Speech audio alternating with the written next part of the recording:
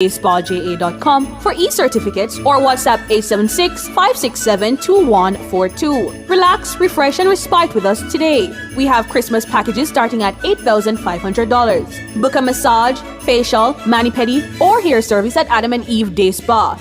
You deserve it.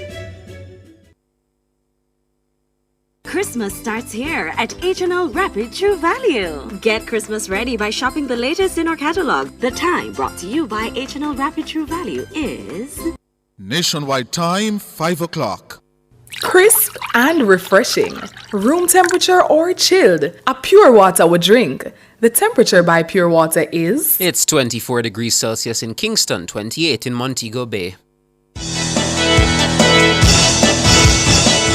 From the Nationwide News Network, comprehensive, incisive, tough. This is Nationwide at 5. Good afternoon, I'm Robian Williams. And I'm Mahiri Stewart. In Nationwide News at this hour, a betrayal of the people. That's the reaction of environmentalists to a decision by NEPA to withdraw criminal charges against Tradewind Citrus over a 2023 oil spill in the Rio Cobre. And Environment Minister Matthew Samuda has requested a full briefing from NEPA about its deal with Tradewind Citrus. Senator Cavan Gale wants legislation to end contract work in the tourism industry. I'm renewing my call for urgent legislative action to address this growing abuse of contract work in Jamaica, particularly in the tourism industry.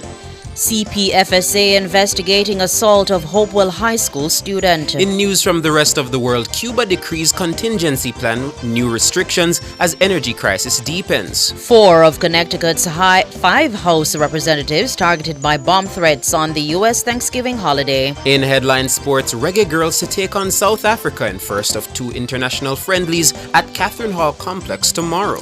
And later in our broadcast, in our cover story at 5:35, CEO of the Jamaica Environment Trust, Dr. Teresa Rodriguez Moody, has described the decision by NEPA to withdraw criminal charges against Tradewind Citrus for an oil spill in the Rio Cobre as a betrayal of the people. We'll hear from Dr. Rodriguez Moody and the attorney representing Friends of Rio Cobre, Dr. Marcus Goff. In Public Opinion at 6:26, we ask, are you confident in the government's ability to successfully implement the Spark program? Give us your comments by logging on to our Facebook page, Nationwide News Network, and by tweeting us at Nationwide Radio, and message us on WhatsApp at 876-285-5693. You can also leave your comments on Instagram at Nationwide 90FM. All these and more as we take you home on air on your mobile Nationwide 90FM, Nationwide Radio JM.com, and on the Nationwide app available on Google Play and the App Store. This Thursday afternoon, Thursday, November 28, 2024.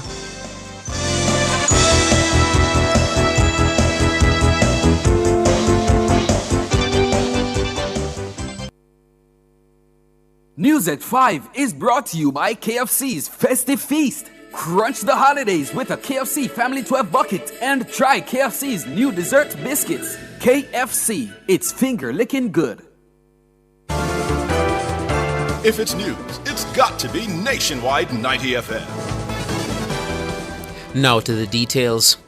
A betrayal of the people. That's how environmental advocates have described a decision by the National Environment and Planning Agency, NEPA, to withdraw criminal charges against Tradewind Citrus Limited over a 2023 oil spill in the Rio Cobre in St. Catherine.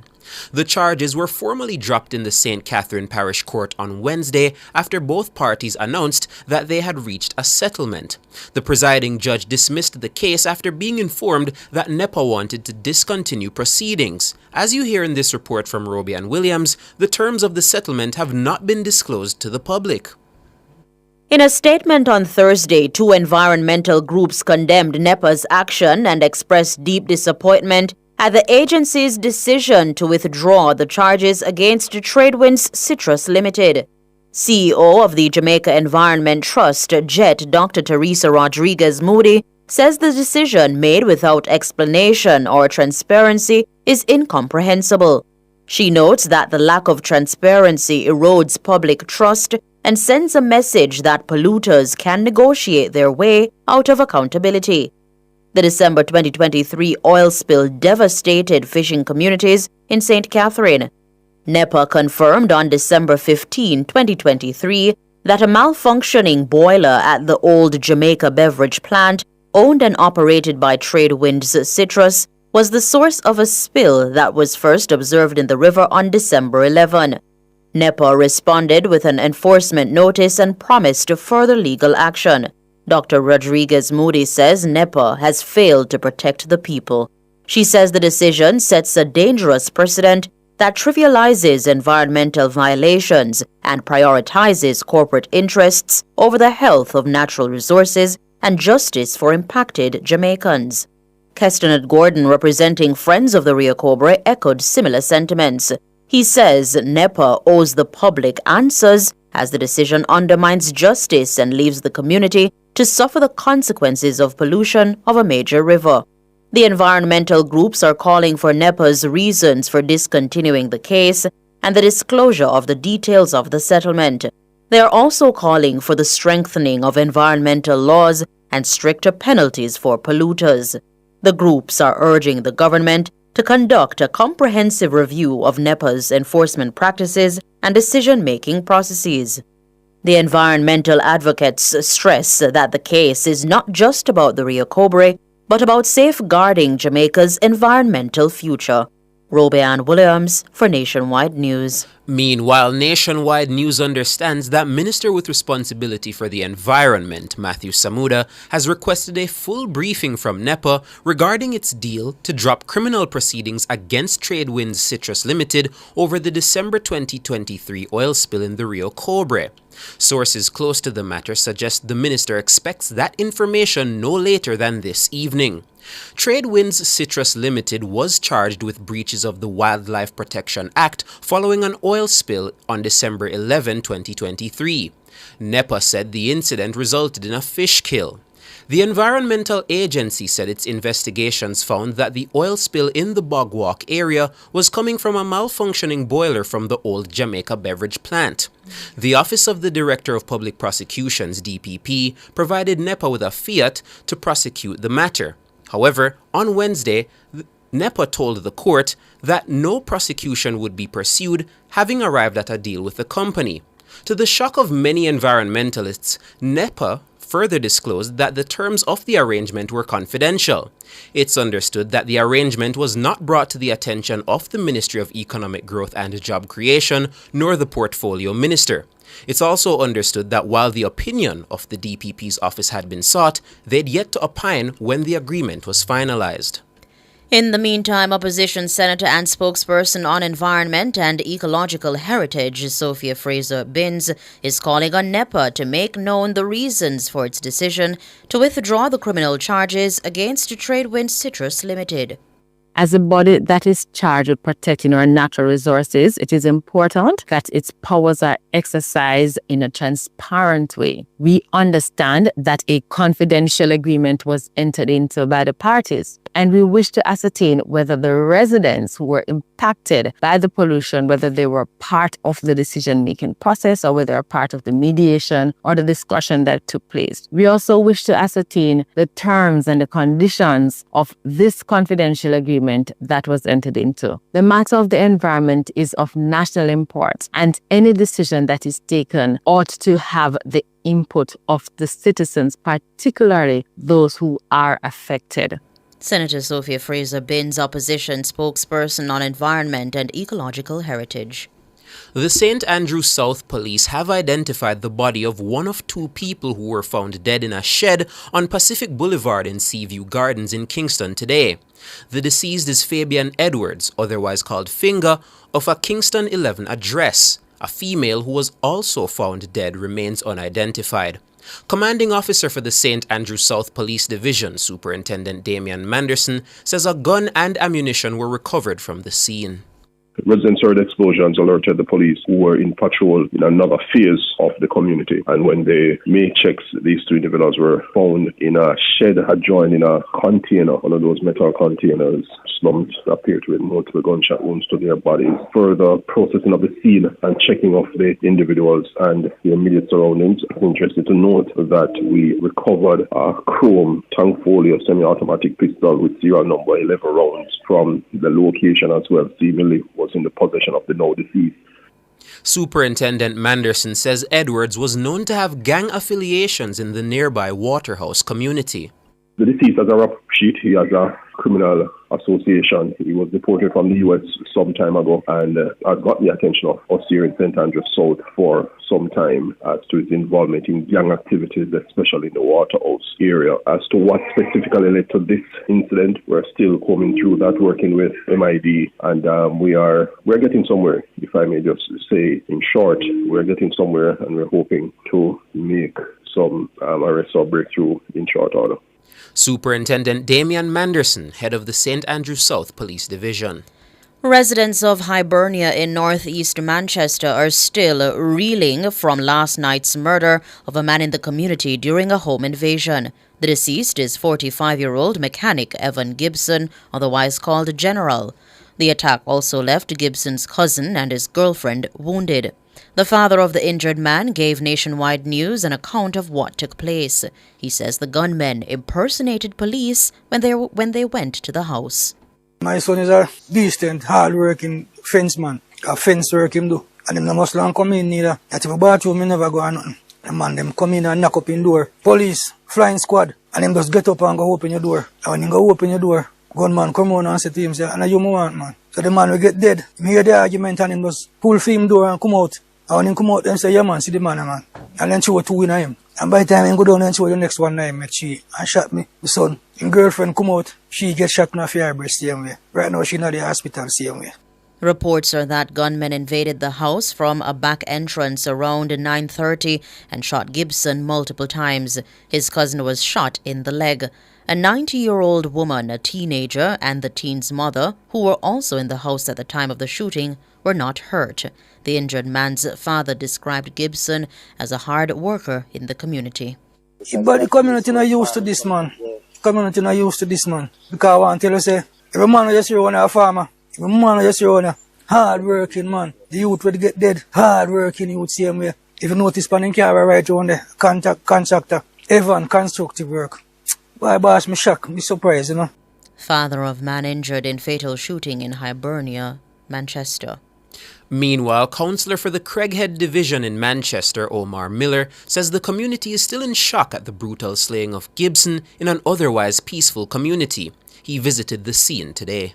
It is indeed a sad day for this community. We are not accustomed to persons getting shot or killed, and I believe at this time the community is still waking up to a news that they are not accustomed to. I know this gentleman. He is a community man, decent, law-abiding citizen, hard worker. We went to school together, and I am feeling it right now because he should not have gone this way. But we have to face the reality that crime is everywhere, and we as a people have to find a way together to rid the community of these type of criminal activities. Omar Miller, Councillor for the Craighead Division in Manchester. You're listening to Nationwide News at 5. More news after these.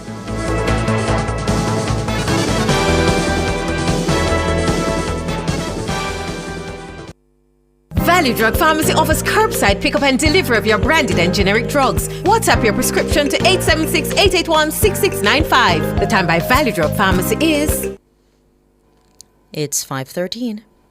Rentokil Initial offers air purification solutions with triple filtration and unique auto-sensing capabilities that neutralizes malodor and replaces it with clean air. Call Rentokil Initial at 926-4236 for more details. The temperature by Rentokil is... It's 25 degrees Celsius in Kingston, 28 in Montego Bay. Mazda is bringing the magic this Christmas. Get a 2-year service package, 1 year free insurance, license, registration, and free window tinting, plus 3 months of payments on us. But hurry, deal ends December 31. Conditions apply. Mazda, more style, more value, more smiles per mile. Go we going? Okay. Oh, we get so much paint from? I know, sir. Sure, when you invest $30 for the Christmas, you want to know the money when me give them and look at the amount of paint that me get. Stretch your dollar at Sherwin-Williams this Christmas with 18% off select decorative paint from November 25 to December 21. Sherwin-Williams, I get all of this from? You know, long more paint my house. This can't miss me. Hurry to any of our 23 stores island-wide. You don't want to miss this amazing offer. Conditions apply. Continuing the news, Minister of Labour and Social Security Pernell Charles Jr. has praised workers in the tourism industry for making their frustrations known in a civilized manner. Minister Charles was speaking at the launch of the Jamaica Just Transition project in St. Anne on Wednesday. Mahiri Stewart reports. Since last month, scores of hotel workers have staged a number of protests at different hotels. The angry workers say they are overworked, badly paid, and treated poorly by the management of these hotels. One such protest at the Royalton Hotel in Negril even resulted in the suspension of a senior manager.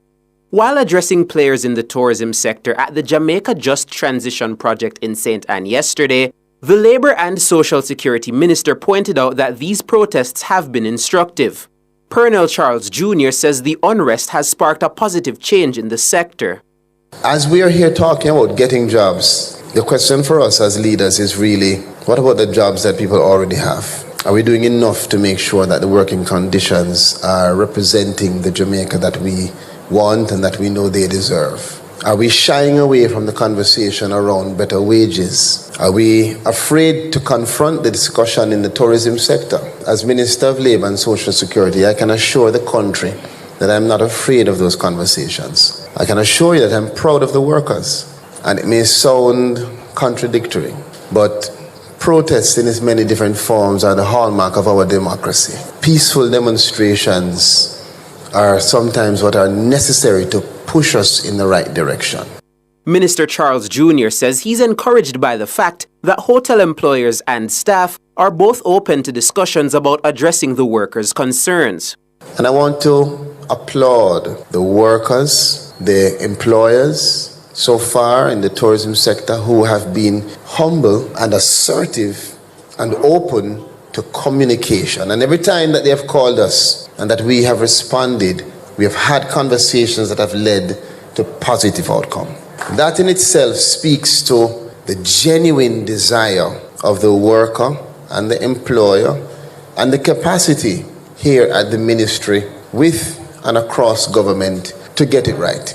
We cannot afford to wait until crisis escalates. I see an opportunity for us to really reshape how the sector has been evolving and to make sure that it becomes stronger. He says the Labour and Tourism Ministries, in addition to the trade unions, will be collaborating to ensure that tourism workers receive the treatment they deserve. So, the Ministry of Labour and Social Security, we have already commenced our industry-wide assessment in terms of the tourism sector, engaging both workers and employers across the island to better understand the challenges faced by both sides. And we're committed to working with the Ministry of Tourism and inviting our trade unions, people to have the opportunity to thrive. And I want them to know that my responsibility and my commitment is that I will protect that opportunity for you. The Just Transition Project is an initiative by the International Labour Organization, ILO, aimed at highlighting the impacts of climate change on workers and strategies to protect them. Jamaica was selected by the ILO for the launch of the pilot for the project. Mahiri Stewart for Nationwide News. Meanwhile, Government Senator and President of the Bustamante Industrial Trade Union, Cavan Gale, is insisting that the practice of contract work in the tourism industry be addressed through legislation. Senator Gale says recent protests by tourism workers highlight the unfair deprivation of worker stability. I'm renewing my call for urgent legislative action to address this growing abuse of contract work in Jamaica, particularly in the tourism industry. Recent consultation with workers, including those involved in the recent protests, have highlighted the serious concern workers face due to the pervasive use of short-term contracts in this particular sector. And it is clear that these employment practices are depriving workers of the stability that they need to make long-term plans for themselves and their families. Cavan Gale, president of the Bustamante Industrial Trade Union. World in a Minute is brought to you by ABC Electrical Sales. We make things as easy as ABC. Hose assembly and supply, equipping Jamaica for success. And Charles O'Connor Consulting Network, COCN, driven by international accounting standards, modern technology, and integrity. The World in a Minute. Cuba has asked state and private businesses to generate more of their own electricity from renewable resources and to limit their use of air conditioning. The measures were announced as Cuba navigates its worst energy crisis in decades. Reports from Reuters are that new regulations were summarized in a 16-page decree published on Tuesday. It gives top energy consumers in both the public and private sectors 3 years to install renewable energy sources. According to the decree, the energy sources must be capable of producing at least 50% of the electricity consumed during daylight hours. It says if an office building or factory cannot accommodate solar panels, businesses will be required to contract with the government for a portion of its installed renewable energy capacity. The decree includes a rule prohibiting businesses from using climate control units in non-technological offices at temperatures below 24 degrees Celsius. Restrictive measures come as Cuba's electrical grid teeters on the edge of collapse. Multiple island-wide blackouts in October and November left millions of people in the dark for days. 4 of Connecticut's 5 House representatives have been targeted by bomb threats on the U.S. Thanksgiving holiday. Johanna Hayes, Jim Himes, John Lawson, and Joe Courtney, all Democrats, said they were notified by police on Thursday of a threat made against them. In each case, no evidence of an explosive was found. Connecticut's 5th House Representative Rosa DeLauro did not indicate she received such a warning. The news follows similar hoax threats recently made against several of Donald Trump's cabinet nominees and picks for his White House team. At least 9 people chosen by Trump to lead the Departments of Defense, Housing, Agriculture, and Labor, as well as his pick for U.S. Ambassador to the United Nations, received warnings. Police are investigating the incidents. World in a Minute was brought to you by ABC Electrical Sales. We make things as easy as ABC. Hose assembly and supply, equipping Jamaica for success. And Charles O'Connor Consulting Network, COCN, driven by international accounting standards, modern technology, and integrity. Recapping the top stories making nationwide news at this hour, a betrayal of the people. That's how environmentalist groups are reacting to a decision by NEPA to withdraw criminal charges against Tradewind's Citrus over a 2023 oil spill in the Rio Cobre. And Environment Minister Matthew Samuda has requested a full briefing from NEPA about its deal with Tradewind's Citrus. Senator Cavan Gale wants legislation to end contract work in the tourism industry. I'm Robianne Williams. And I'm Mahiri Stewart. You can find the news on our website at nationwideradiojm.com and on the Nationwide app available on Google Play and the App Store. News next. The headlines at 6.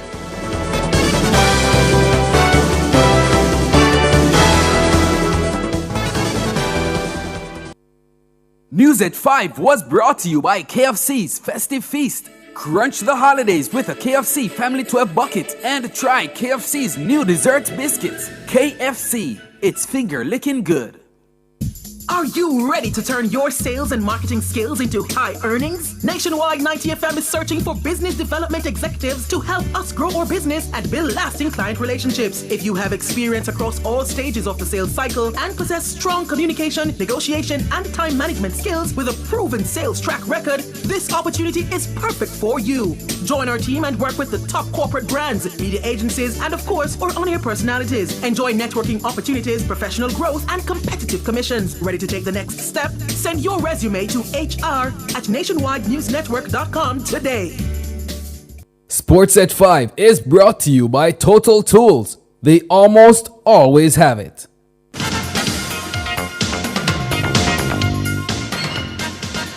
Good afternoon with your sports report. I am Alex Raby. We kick things off with some football as Jamaica's national senior women's football team take on South Africa in the first of two international friendlies at Catherine Hall Sports Complex tomorrow. The reigning African champions will have their last training session this evening ahead of what promises to be a quality game of football between the two nations ranked 42nd and 50th in the FIFA rankings. Reggae Girls captain Khadija Bunny Shaw and coach Hubert Busby are both calling on Jamaicans to come out in their numbers and support the team. Shaw says they hope to reconnect with their fans. It's been a while since we haven't played in Jamaica, so we're back here now. We're very excited to be here. We've always had really good support, especially in Montego Bay, and we're definitely looking forward for that. And we just want to thank everyone for the support that they've given us throughout the entire journey so far, and we look forward to seeing each and everyone in the game on Friday and Monday. Khadija Bunny Shaw. Busby says they are pleased to entertain the fans in Western Jamaica. Going back to, I think there's the qualifiers, the Olympic qualifiers. But yeah, just a great opportunity for us to bring another part of the country, which is, again, a big part, being able to spread the game and grow the game throughout the country, to bring it to Montego Bay. So looking forward to seeing a packed house on Friday and on Monday. Hubert Busby. At sports time, Mona High and Stats were locked at 0-0 in semi-final 2 of the Issa Walker Cup football competition at Stadium East. Meanwhile, Excelsior booked their place in the final following their 2-0 win over Wolmer's in semi-final 1. Kevon Salmon scored in the 42nd minute, while Terence Williams' goal came in minute 79 for Excelsior. Coach of Excelsior, Kian Broderick, says preparation for the final starts now. The next task now is to watch the game between Mona and Stats, just to see what both teams will come with. The surface will not give you a good indication of what the teams will do come the finals if we play on a good surface. But nonetheless, we still can see the tendency of different players, individual players, and better prepare for the game. Kian Broderick. Now to cricket, as Vice Captain of the West Indies, Joshua De Silva, says the players hopes to recreate their good performance from the first test when they take on Bangladesh in the second test at Sabina Park starting on Saturday. The Caribbean men lead the two-test series 1-0 following a 201 runs win in the first test. As always nice to be in Jamaica. Last time I was here, I got a first-class 100 against Jamaica, so it's nice. Hopefully that form can continue from then. But yeah, coming here 1-0 up in the series, it's always a good feeling. We're not finished yet. We're looking to make that 2-0 and win the series. The Windies' fast bowling attack of Kemar Roach, Jaden Seals, Shamar Joseph and Alzara Joseph all took multiple wickets in the first test. Da Silva says the quartet will again lead the Caribbean side's bowling. Raw pace and talent, led very well by Kima Zari. We have the newcomers like Shamar, we have Jaden, who's been around a little while but still learning his trade, but the pace is there, and you can see the fear that they put into the batsmen's eyes. We took 18 wickets only because they declared the first inning and then declared the second inning as well. So for us, it's about using that advantage that we have, and hopefully we can make that the reason we make it. Joshua De Silva. In a groundbreaking initiative to develop the next generation of West Indies women's cricket stars, Cricket West Indies CWI has launched a new player development program in Tasmania, Australia. 4 promising under-25 players, Janelia Glasgow, Cherry Ann Fraser, Shanisha Hector and Kate Wilmot, are currently honing their skills in the region's premier cricket competition, marking a significant step forward in women's cricket development. The program, conceived by West Indies women's head coach Shane Dietz and assistant coach Damien Wright, has been integrating young talents into Tasmania's premier first-grade cricket competition. The initiative also provides an opportunity for these emerging cricketers to train alongside professional athletes, including members of the Women's Big Bash League Hurricanes team. The comprehensive program includes bi-weekly training sessions with the Hobart Hurricanes, regular gym work at premier facilities, including Ninja Stadium, and participation in both T20 and 50-over formats of the game. This initiative is strategically timed with players preparing for international commitments in India this December and a home series against Bangladesh in January. This initiative could pave the way for future development and expanded opportunity for more Caribbean players to gain valuable experience in Australian conditions. And finally, Sri Lanka were bowled out for 42 by South Africa in Durban, the lowest test total in the history of their men's team. Replying to South Africa's first innings 191, Sri Lanka were all out after 13.5 overs on day 2 of the first test. Marco Jensen returned career-best test figures of 7 for 13. Sri Lanka's men's previous lowest test innings was 71 against Pakistan in Kandy in 1994. On only 8 occasions has a team been bowled out for fewer than 42 runs in men's test cricket. Their innings lasted 83 balls, the second shortest in men's test history when a team has been bowled out. The lowest was by South Africa, who were bowled out for 30 from 75 balls by England at Edgbaston in 1924. South Africa moved to 132 for 3 at stumps, a lead of 281 runs. Sri Lanka need to beat South Africa in both matches of the 2-test series and also defeat Australia in both tests in the new year to secure their place in the final of the World Test Championships. 3 wins and a defeat from these final 4 tests of the 2-year cycle could be enough for a place in the final. South Africa can also reach the final, and winning both tests against Sri Lanka and a clean sweep in the 2 tests against Pakistan in December and January will guarantee their place. 3 wins and a draw from those 4 tests could also be enough for the Proteas. I'm Alex Ribby, and that's your sports.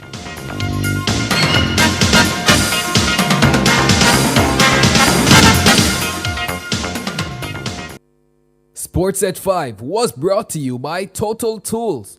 They almost always have it. Since 2016, 156,000 more Jamaicans are working. This is more than any other time in our history. Your government is caring for you.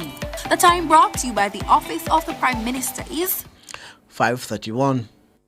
I don't have no time for whole heap of paperwork. That's why I downloaded and signed up for my One Jane Passport app. Get it all in one go. Download and sign up now. The temperature by the One Jane Passport app is 24 degrees Celsius in City Kingston and 26 in Montego Bay. IQ Optical's Black Friday frame sale is back. Get your trendy optical frame or a frame for every occasion. Come and enjoy 50% off frames in stock. Book your appointment or take your prescription to IQ Optical New Kingston, Bennett Park or Draxall. Jamaica, let's spread the word around to let the world know that we are proud to be one republic. We on the road to republic. Well then, let's propel we nation moving forward in a new direction. True independence, that's the projection. No more dependency, it's the best plan. Yes, we know what's best for us, cause we want we country prosperous. So make we just pull together as the general public while on the road to republic. Jamaica, let's spread the word around to let the world know that we are proud to be one republic. We on the road to republic. A message from the Ministry of Legal and Constitutional Affairs. We on the road to republic.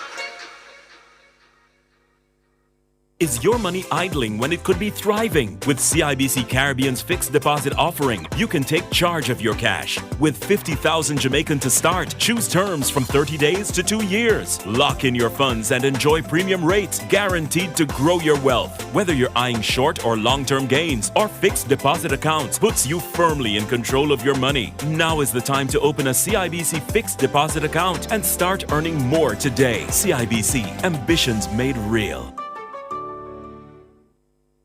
KFC festive feast for the holidays. Full of power with my friends and my family. KFC bucket of the flavor. Something for everybody, time for we celebrate. 12 piece of chicken so delicious. Fries, biscuits, coleslaw, mashed potatoes. And the Pepsi. Crunch the holiday with KFC. It's the festive feast for you and Crunch the holidays with the KFC Festive Feast. 12 pieces of delicious chicken, sides, and a 2-liter Pepsi. Try our new KFC dessert biscuits. KFC, it's finger licking good.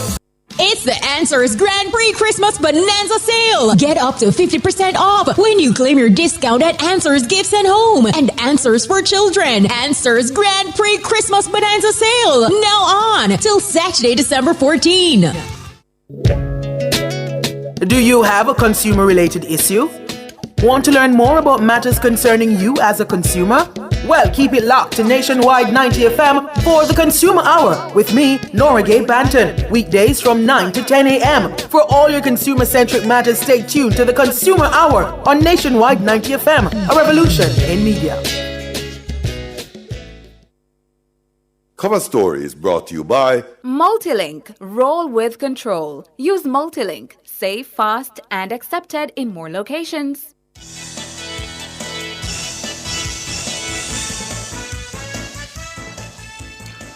Good afternoon, listeners and viewers. It is 5:34, the 28th of November, and time for the Cover Story. I'm Siobhan Campbell. Of the afternoon to you, Mas Siobhan, Sir Chev, and to all our listeners and viewers on YouTube, I'm Tyrone Reed. Good to see you again, Tyrone. And thank you, and likewise, my brother. Well, listeners, a betrayal of the people. That's how environmental advocates have described a decision by the National Environment and Planning Agency, NEPA, to withdraw criminal charges against Tradewinds Citrus Limited over a 2023 oil spill in the Rio Cobre in St. Catherine. The charges were formally dropped in the St. Catherine Parish Court on Wednesday after both parties stated that they had reached a settlement. The presiding judge dismissed the case after being informed that NEPA wanted to discontinue proceedings. The terms of the settlement have not been disclosed to the public. In a statement on Thursday, two environmental groups condemned NEPA's action and expressed deep disappointment that the agency withdrew the charges. CEO of the Jamaica Environment Trust, Dr. Teresa Rodriguez Moody, says the decision made without explanation or transparency is incomprehensible.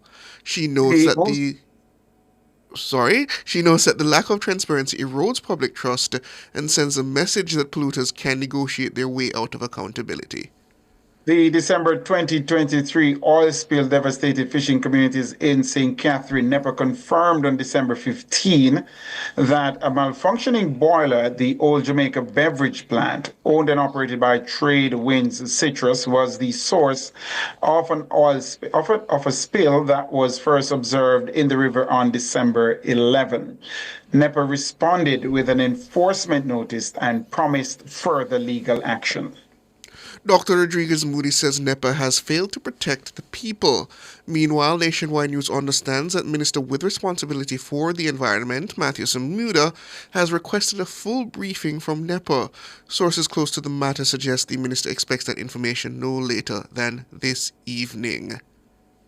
It's understood as well that the arrangement was not brought to the attention of the Ministry of Economic Growth and Job Creation, nor the portfolio minister.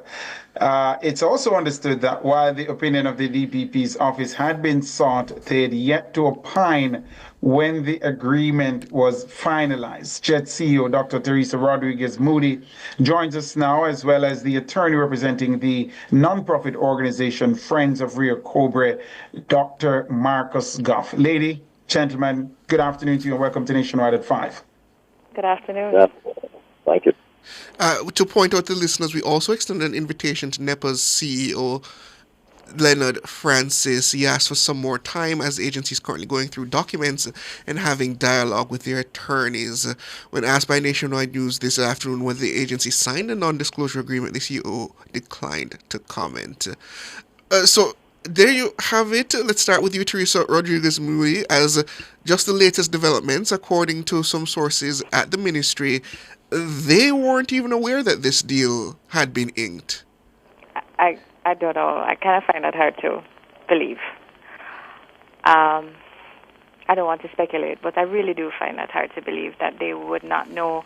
And I find it even harder that it is so difficult to get the CEO of NEPA to comment on this. There's no way that their attorneys could negotiate such a deal and nobody knows about it. I really and truly find that hard to believe. And Dr. Goff, you had a closer hand in this matter. You represented some of the people who who are following the criminal case. What do you make of the latest developments?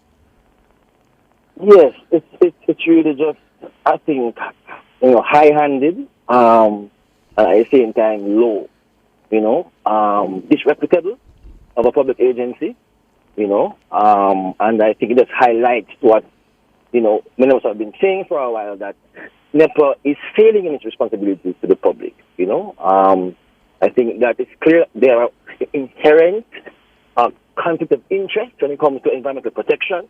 I think being placed in a Ministry of Economic Growth and Job Creation doesn't help us any at all.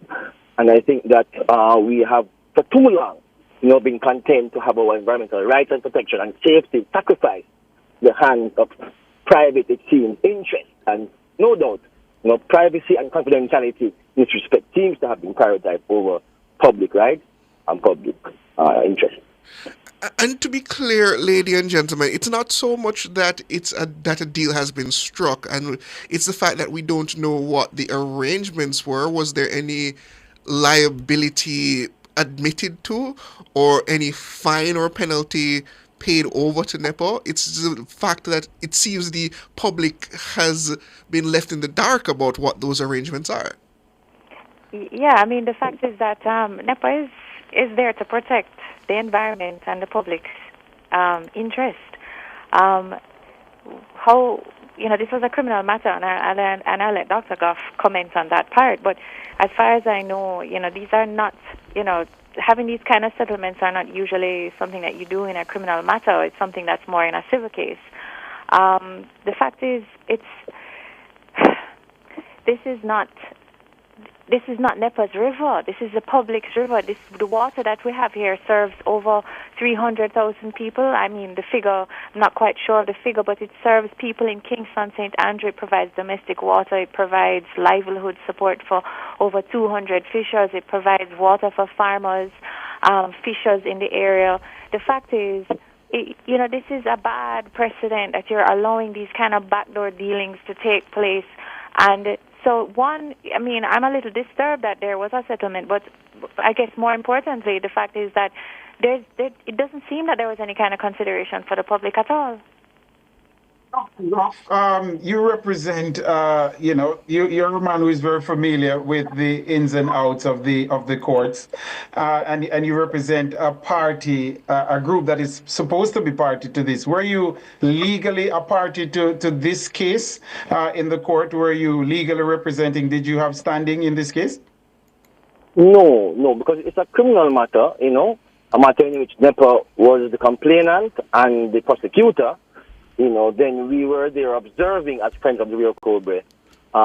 We have been involved in meetings, with NEPA and with Tradewind Citrus around the issue, and it's well known that friends of the Rio Cobre, are the community custodians of the river, and so we have an interest in being there, as does the public, the wider, broader public. And so we're there to ensure that there would not be a compromising of the public interest, there would not be any sort of finalization of any withdrawal of charges until there has been due consultation and consensus around what that looks like. In criminal matters, it is not the norm to say you can just settle it. These are cases that are brought by the government, the state, on behalf of the people, right? And so any sort of discussion around a criminal matter being compromised in that respect would have to, I think, look at what we call restorative justice, where you look at the victim, you look at the surrounding circumstances, you look at the need for compensation, and you look at how to prevent reoccurrence. None of that was done. We don't know what was done. All that was done, they don't want to come to the public light, and so obviously there's great concern for accountability and good governance. And that's... Go ahead, Tyrone. Oh, I was going to follow up with that, Dr. Goff, and ask you. So you have been involved in the conversation surrounding this matter, but this decision also took your group by surprise as well. Yes, Friends of Rio Cobre, through the President, Mr. Kessinard Garden, had been involved in discussions, in that respect, in terms of looking at a way that this could bring about, right, a inclusive resolution, right, with all the parties at the table. But then what NEPA did was to say to Friends of the Rio Cobre, well, you speak separately and work out your issues with Tradewin Citrus separately, and we will then deal with Tradewin Citrus on the criminal matter, And so Mr. Gord was excluded from the discussion surrounding any sort of settlement.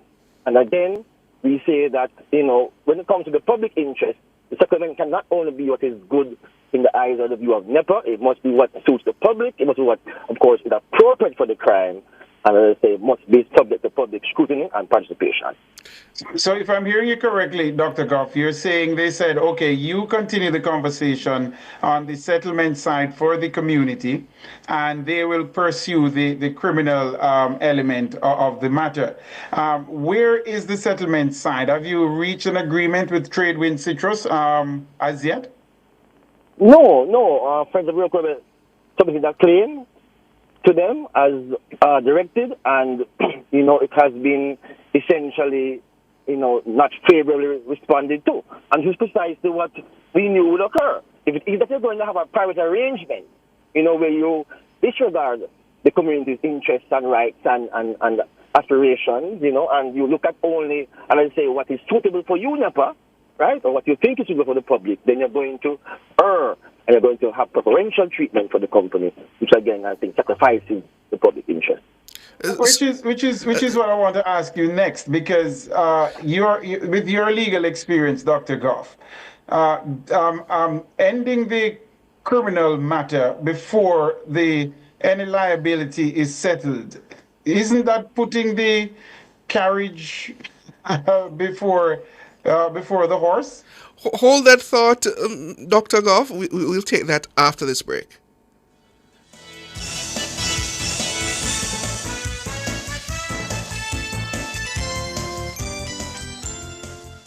Clearing personal non-commercial shipments at the port? Avoid the wait. Request a contactless clearance through your agent today. It's more efficient. It's secure. The time by the Jamaica Customs Agency is 5:45.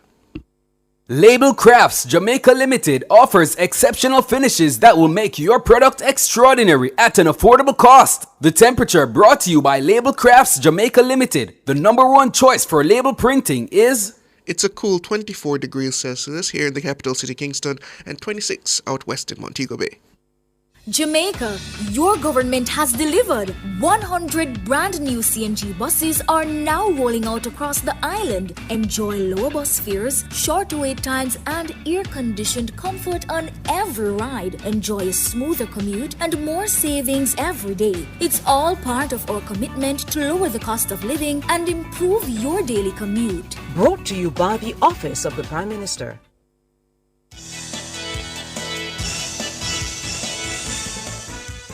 Welcome back, listeners and viewers, to the cover story as we delve into this matter of the dropping of the criminal prosecutions against Tradewin Citrus by NEPA based on a confidential agreement that is not open to public scrutiny. We have with us CEO for the Jamaica Environment Trust, JET, Dr. Teresa Rodriguez Moody, and an attorney representing Friends of Rio Cobre, Dr. Marcus Goff. So, Dr. Goff, Tyrone was asking you if the NEPA has essentially put the cart before the horse by dropping the criminal case while that matter of the civil liability was still be under question.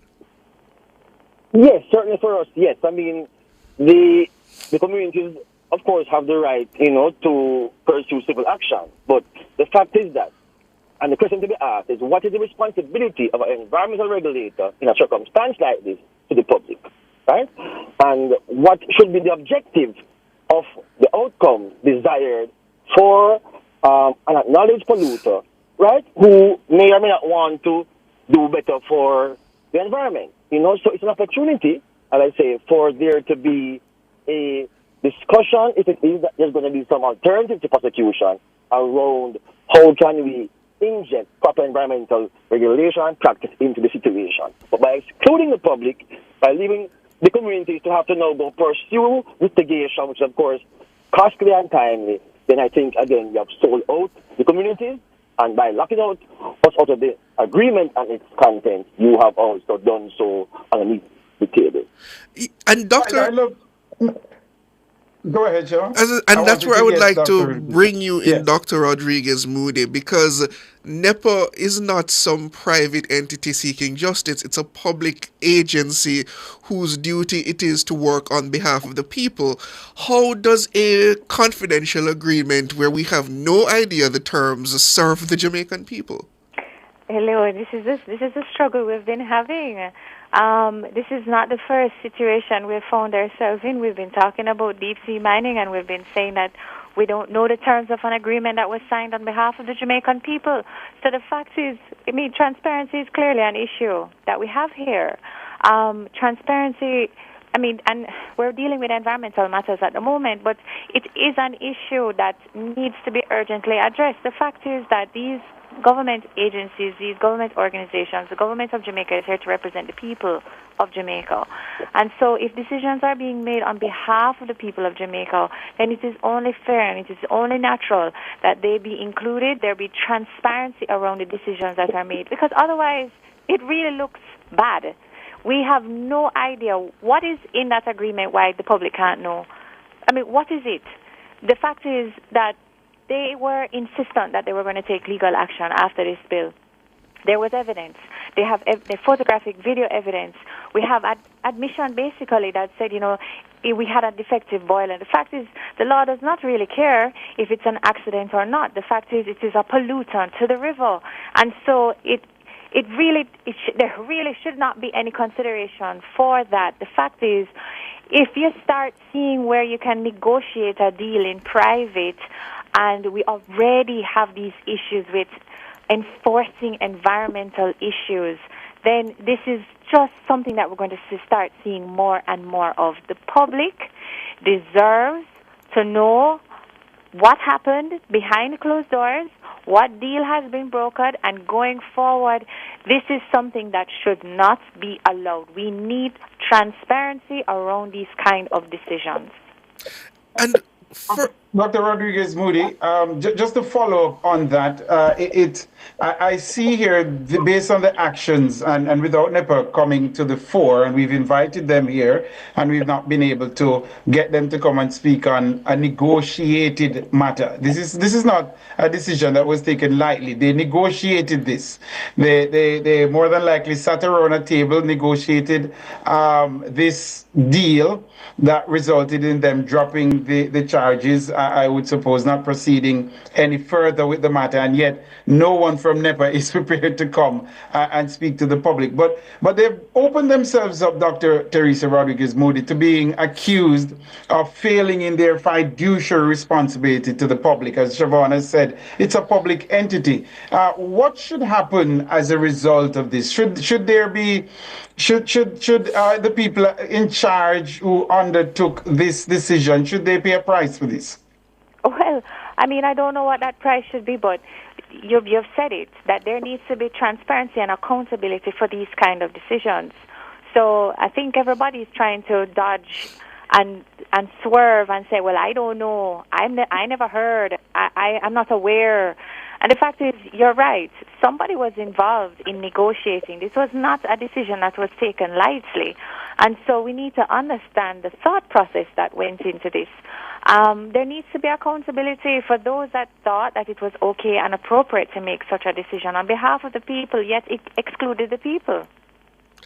And Dr. Goff, I would like to get a legal opinion from you, because as I should point out, this matter, NEPA was handed the fiat to prosecute it by the Office of the Director of Public Prosecutions, and I see in the report in the paper, and I got some information similar as well, that NEPA had sought the approval from the office of the DPP regarding the agreement, but they did not actually receive an opinion from the DPP as to whether to accept it or not. And yet they went ahead with dropping the charges. Don't you find that strange? Very strange, very untidy. And again, that's very unfortunate, and I think that we need to ensure that this is the last time this happens, I think that when it comes to environmental prosecution, we need those crimes to be prosecuted just as other crimes are, and we need for the expert prosecutors to do so in a context that, as I say, they are insulated from external, including political interference. And so we are not very happy at all with NEPA being given this responsibility, which they clearly can't manage and clearly don't have the interest balance in the context of criminal prosecution. Share Dr. Rodriguez Moody's skepticism about the ministry that has portfolio responsibility for NEPA not knowing about this decision.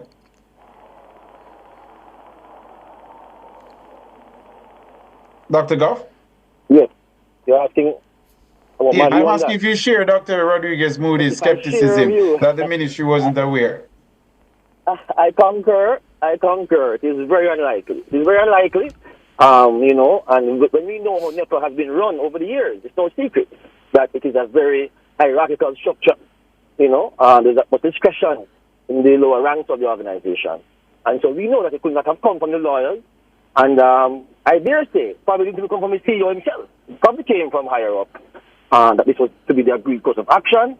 I don't know if that is how it transpired, but certainly I would doubt that they will take a bold action without clearance. So I think the problem is actually, as you say, bigger than NEPA. To quote my source, Dr. Goff, I will say it went no higher than the board. Than the board? Yes. You hope so, you say? That's to quote my source. I was told it went no higher than NEPA's board. Yes. So it never went to the ministry. Right. So I do want to say to the NEPA board, that we need to, I think, be more proactive. For too long, I feel there has been a lot of laid back in terms of how we allow NEPA to discharge its duties. I think again we need to separate it from development and job creation. We need to ensure environmental expertise is there in decision making and take away the subjectivity and the interference from above.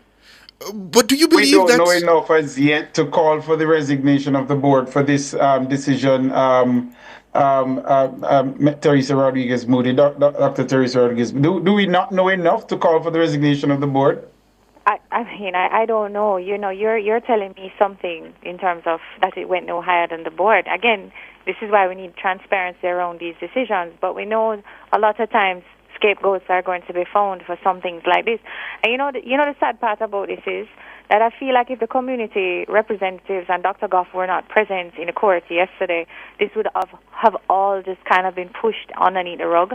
And I don't think that there was this kind of anticipation that it would have blown up in the public domain like this, and there would have been so much outrage about this. The fact is, people are so frustrated with the level of protection for our environment received, especially time after time after time. It's almost like it's year after year. It's in the newspaper, month after month for some kind of pollution incident. I mean, it's time now that we see strong action being taken, not this kind of wimpy move to just walk away and just say, okay, pat on the back. I mean, that's what it appears. We don't know what the deal says, but that's almost what it feels like. And Dr. Goff. One second, Siobhan. If I could ask Dr. Goff this question. Dr. Goff, were you in court on Wednesday when the ruling was handed down? Yes, I was. Sorry, I didn't hear that. You were? Yes, I was, yes. All right. So it is being reported that the details were not revealed in court. Is it that the judge made it clear that some NDA was signed between the two parties? Why they weren't saying what the agreement was that led to the discontinuance of this criminal matter? Well, the NEPA lawyer announced that they had signed an agreement, and when the judge asked to see it, the NEPA lawyer said that it's confidential. So not even the judge knows what is in that agreement. Not even the judge, court, no one outside of those who are part of the sign or involved in the signing know about this. You can't be serious, Dr. Goff. It's abhorrent to justice, I know. But I think we need to do something about it, because I think enough is enough.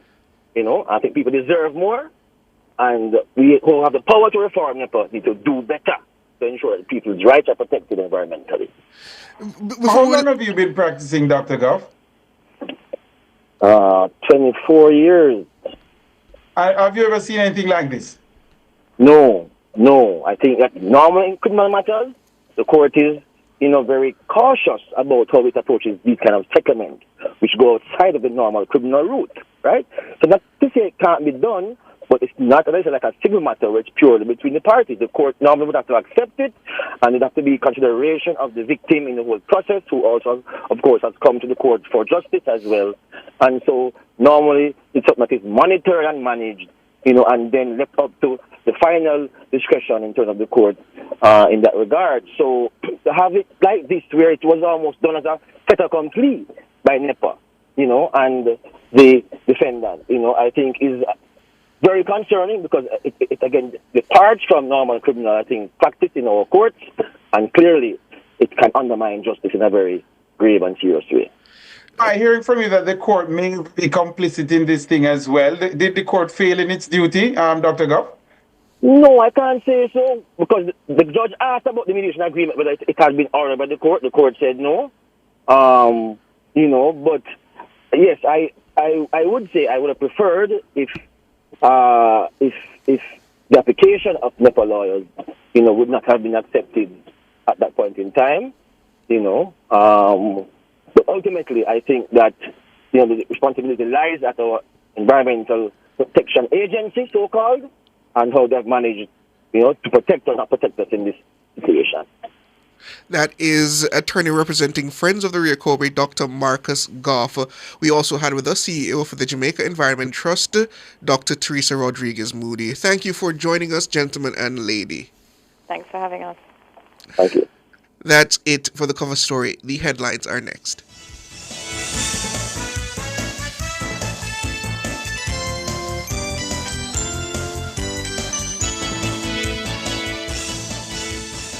Cover Story was brought to you by Multilink. Roll with control. Use Multilink. Safe, fast, and accepted in more locations.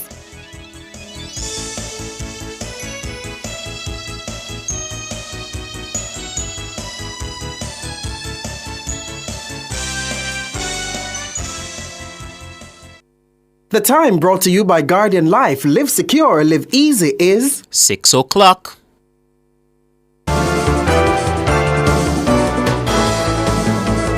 Nationwide headlines at 6. Good evening with the headlines at 6. I'm Mahiri Stewart.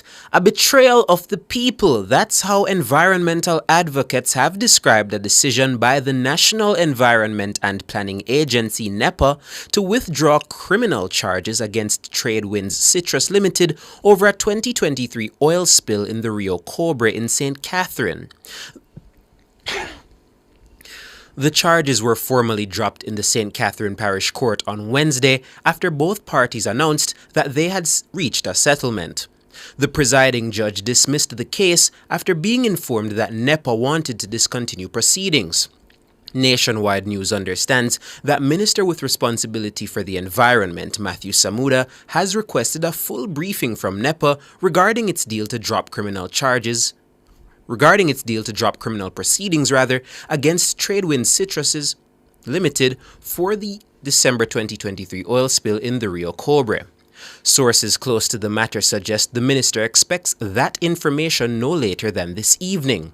Tradewinds Citrus Limited was charged with breaches of the Wildlife Protection Act following an oil spill on December 11, 2023. NEPA said the incident resulted in a fish kill. And opposition senator and spokesperson on environment and ecological heritage, Sophia Fraser-Binns, is calling on NEPA to make known the reasons for its decision to withdraw the charges.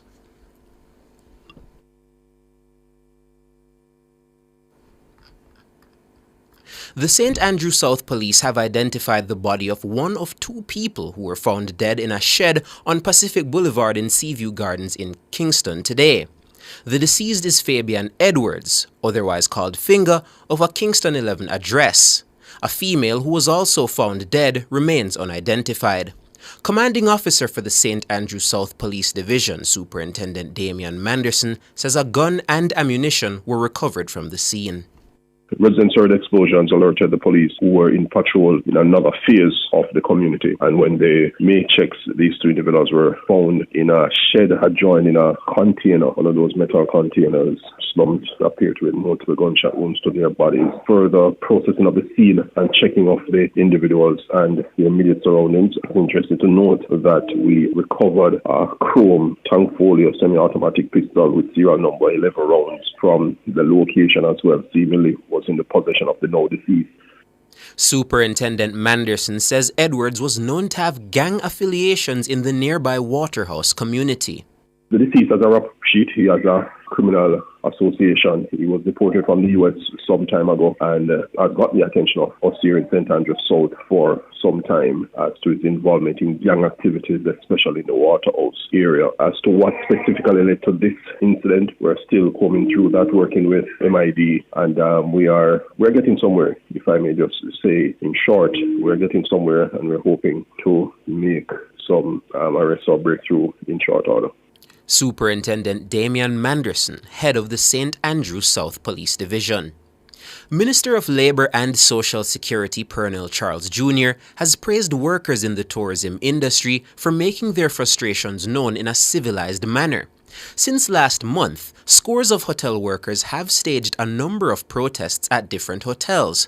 The angry workers say they are overworked, badly paid, and treated poorly by the management of these hotels. Pernell Charles Jr. says the unrest has sparked a positive change in the sector. As we are here talking about getting jobs, the question for us as leaders is really, what about the jobs that people already have? Are we doing enough to make sure that the working conditions are representing the Jamaica that we want and that we know they deserve? Are we shying away from the conversation around better wages? Are we afraid to confront the discussion in the tourism sector? As Minister of Labour and Social Security, I can assure the country that I'm not afraid of those conversations. I can assure you that I'm proud of the workers. And it may sound contradictory, but protests in its many different forms are the hallmark of our democracy. Peaceful demonstrations are sometimes what are necessary to push us in the right direction. Minister Charles Jr. says he's encouraged by the fact that hotel employers and staff are both open to discussions about addressing workers' concerns. And I want to applaud the workers, the employers so far in the tourism sector who have been humble and assertive and open to communication. And every time that they have called us and that we have responded, we have had conversations that have led to positive outcome. That in itself speaks to the genuine desire of the worker and the employer and the capacity here at the ministry with and across government to get it right. We cannot afford to wait until crisis escalates. I see an opportunity for us to really reshape how the sector has been evolving and to make sure that it becomes stronger. Pernell Charles Jr., Minister of Labour and Social Security. Meanwhile, Government Senator and President of the Bustamante Industrial Trade Union, Cavan Gale, is insisting that the practice of contract work in the tourism industry be addressed through legislation. Senator Gale says recent protests by tourism workers highlight the unfair deprivation of worker stability. I'm renewing my call for urgent legislative action to address this growing abuse of contract work in Jamaica, particularly in the tourism industry. Recent consultation with workers, including those involved in the recent protests, have highlighted the serious concern workers face due to the pervasive use of short-term contracts in this particular sector. And it is clear that these employment practices are depriving workers of the stability that they need to make long-term plans for themselves and their families. Senator Cavan Gale, president of the Bustamante Industrial Trade Union. Those are the headlines at 6. I'm Mahiri Stewart. Sports is next.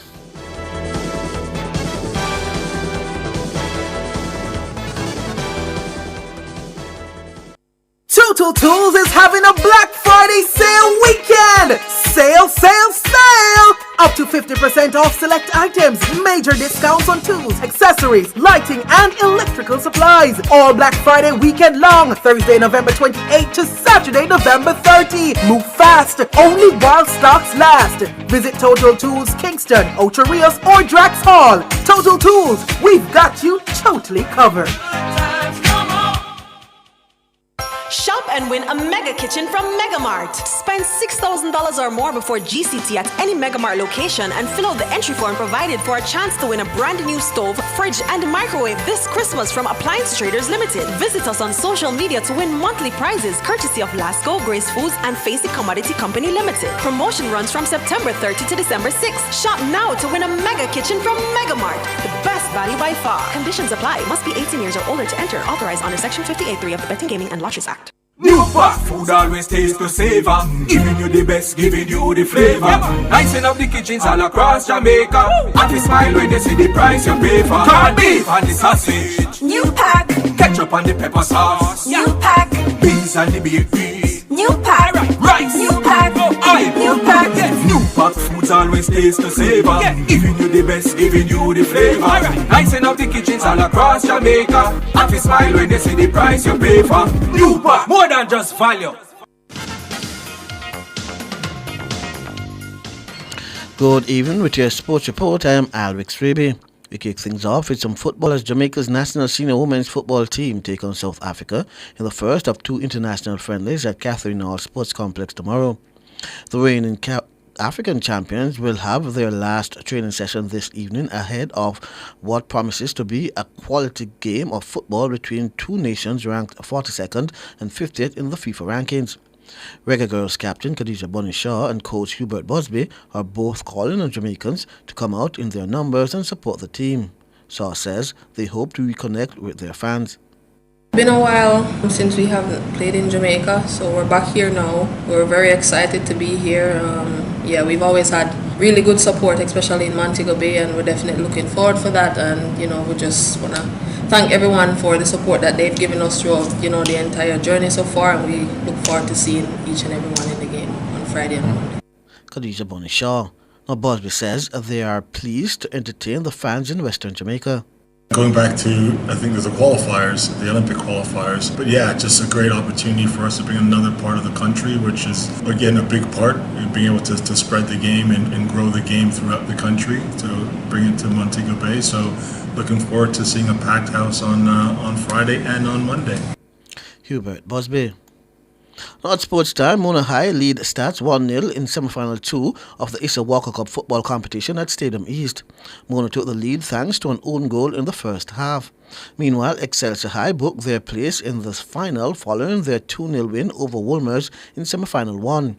Kivon Salmon scored in the 42nd minute, while Terence Williams' goal came in minute 79 for Excelsior. Coach of Excelsior, Kian Broderick, says preparation for the final starts now. The next task now is to watch the game between Mona and Stats, just to see what both teams will come with. The surface will not give you a good indication of what the teams will do come the finals if we play on a good surface. But nonetheless, we still can see the tendency of different players, individual players, and better prepare for the game. Keon Broderick. Now to cricket, as vice captain of the West Indies, Joshua De Silva, says the players hope to recreate their good performance from the first test when they take on Bangladesh in the second test at Sabina Park starting on Saturday. The Caribbean men lead the 2-test series 1-0 following a 201 runs win in the first test. As always nice to be in Jamaica. Last time I was here, I got a first class 100 against Jamaica, so it's nice. Hopefully that form can continue from then. But yeah, coming here 1-0 up in the series, it's always a good feeling. We're not finished yet. We're looking to make that 2-0 and win the series. The Windies' fast bowling attack of Kemar Roach, Jaden Seals, Shamar Joseph and Alzara Joseph all took multiple wickets in the first test. Da Silva says the quartet will again lead the Caribbean side's bowling. Raw pace and talent, led very well by Kima Alzari. We have the newcomers like Shamar, we have Jaden, who's been around a little while but still learning his trade, but the pace is there, and you can see the fear they put into the batsmen's eyes. We took 18 wickets only because they declared the first inning and then declared the second inning as well. So for us, it's about using that advantage that we have, and hopefully we can make that the reason we make it to them. Jasper De Silva. Now, in a groundbreaking initiative to develop the next generation of West Indies women's cricket stars, Cricket West Indies (CWI) has launched a new player development program in Tasmania, Australia. 4 promising under-25 players, Janelia Glasgow, Cherry Ann Fraser, Shanisha Hector and Kate Wilmot, are currently honing their skills in the region's premier cricket competition, marking a significant step forward in women's cricket development. The program, conceived by West Indies women's head coach Shane Deitch and assistant coach Damien Wright, has been integrating young talents into Tasmania's premier first-grade cricket competition. The initiative also provides an opportunity for these emerging cricketers to train alongside professional athletes, including members of the Women's Big Bash League Hurricanes team. The comprehensive program includes bi-weekly training sessions with Hobart Hurricanes, regular gym work at premier facilities, including Ninja Stadium, and participation in both T20 and 50-over formats of the game. This initiative is strategically timed with players preparing for international commitments in India this December and a home series against Bangladesh in January. This initiative could pave the way for future development and expand opportunities for more Caribbean players to gain valuable experience in Australian conditions. Sri Lanka were bowled out for 42 by South Africa in Durban, the lowest test total in the history of their men's team. Replying to South Africa's first innings 191, Sri Lanka were all out after 13.5 overs on day 2 of the first test.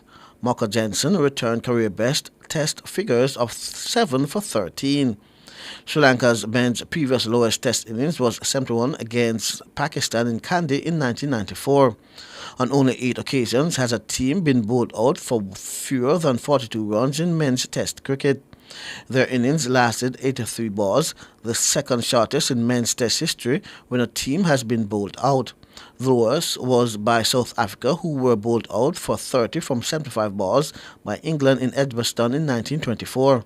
South Africa moved to 132 for 3 at stumps, a lead of 281 runs. Sri Lanka need to beat South Africa in both matches of the 2-test series and also defeat Australia in both tests in the new year to secure their place in the final of the World Test Championships. 3 wins and a defeat from these final 4 tests of the 2-year cycle could be enough for a place in the final.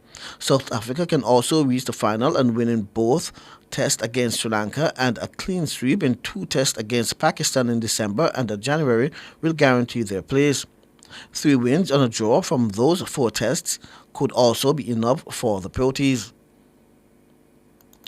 Now to netball, as regular captain of Jamaica's national senior women's netball team, Janelle Fowler Nemhard, says the quality of young talent that is coming through gives her confidence that the country will continue to be a strong force in world netball. The Sunshine Girls are currently ranked 4th in the world. Fowler Nemhard, who could not compete in the recent Horizon series against number 2 ranked England Roses due to injury, says Netball Jamaica continue to unearth new talent. Oh, super pleased with it, because when I look on court and see the options that we have, I'm happy to know that our future looks bright, and bring on the next couple of years. Janelle Fowler Nemhard. Now to swimming, as Jamaica will be sending a 4-member team to the World Short Course Swimming Championships in Budapest, Hungary from December 10 to 15.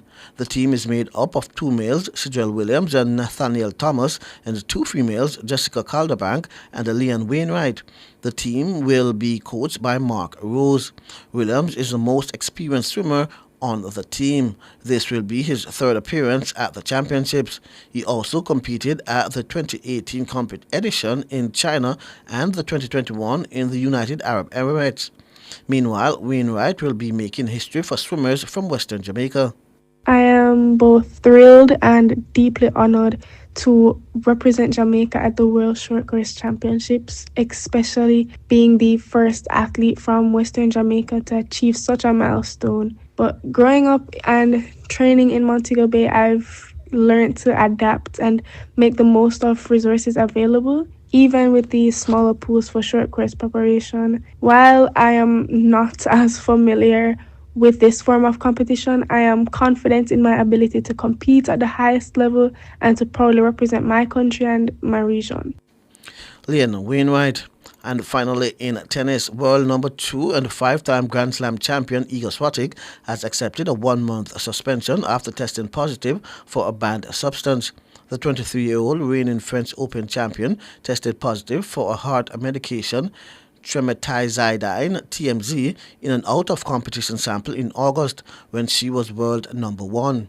The International Tennis Integrity Agency accepted that it was caused by contamination of the regulated non-prescription medication melatonin, manufactured and sold in Poland, which Swiatek took for jet lag and sleep issues. Swiatek's level of fault was therefore considered to be at the lowest end of the range for no significant fault or negligence. Tennis analyst Cassius Watson says because her provisional suspension was lifted on October 4, Swiatek's period of ineligibility will end on December 4. She'll be glad to get off with only a month, and it would give her time to still be ready for the start of the 2025 season. The ban should be immediate almost. So, she will be able to play, I believe, the Australian Open, and hopefully there are no issues there, but it just amplifies the stringent conditions that professional athletes have to play under or compete under, and you literally have to be paying attention to everything that you put in your system. Cassius Watson, I'm Alex Raby, and that's your sports.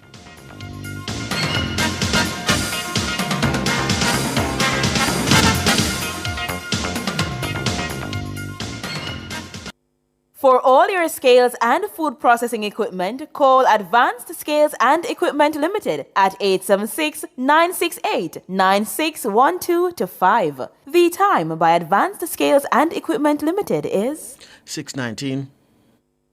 We are the best at what we do. At Hose Assembly and Supply Limited, we supply hose fittings and tools. We guarantee we can't be beaten when price and quality are combined. You brand us the Hose and Tool Boss because we deliver the most effective industrial solutions. Come in and experience the joy of shopping with Hose Assembly and Supply Limited. Call us 876-923-3936 or visit 173 Hagley Park Road, 2 Charlesworth Crescent or Montego Bay Trade Center. Hose Assembly and Supply Limited. More than just hoses. Now open every Sunday.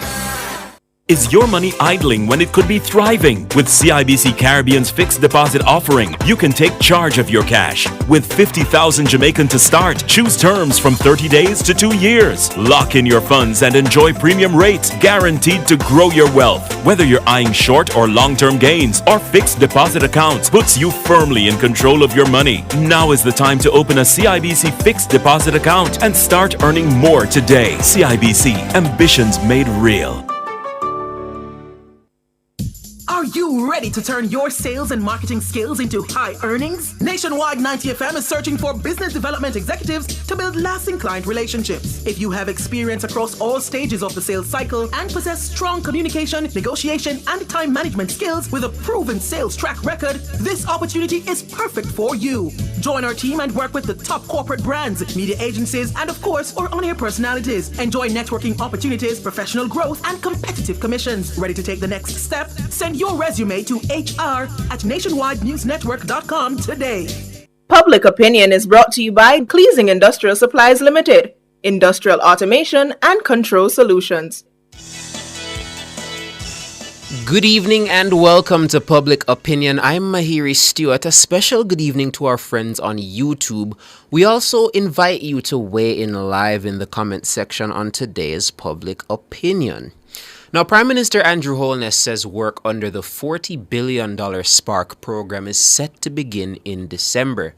SPARK, the acronym for the Shared Prosperity Through Accelerated Improvement to Our Road Network program, is set to significantly enhance the country's road infrastructure. Work was originally due to begin in October. partnering with the Ministry of Finance, the National Work Agency and other entities, have ensured, Mr. Speaker, that this project will begin implementation this year. The project will last over 3 years. It will begin in this financial year. Yes.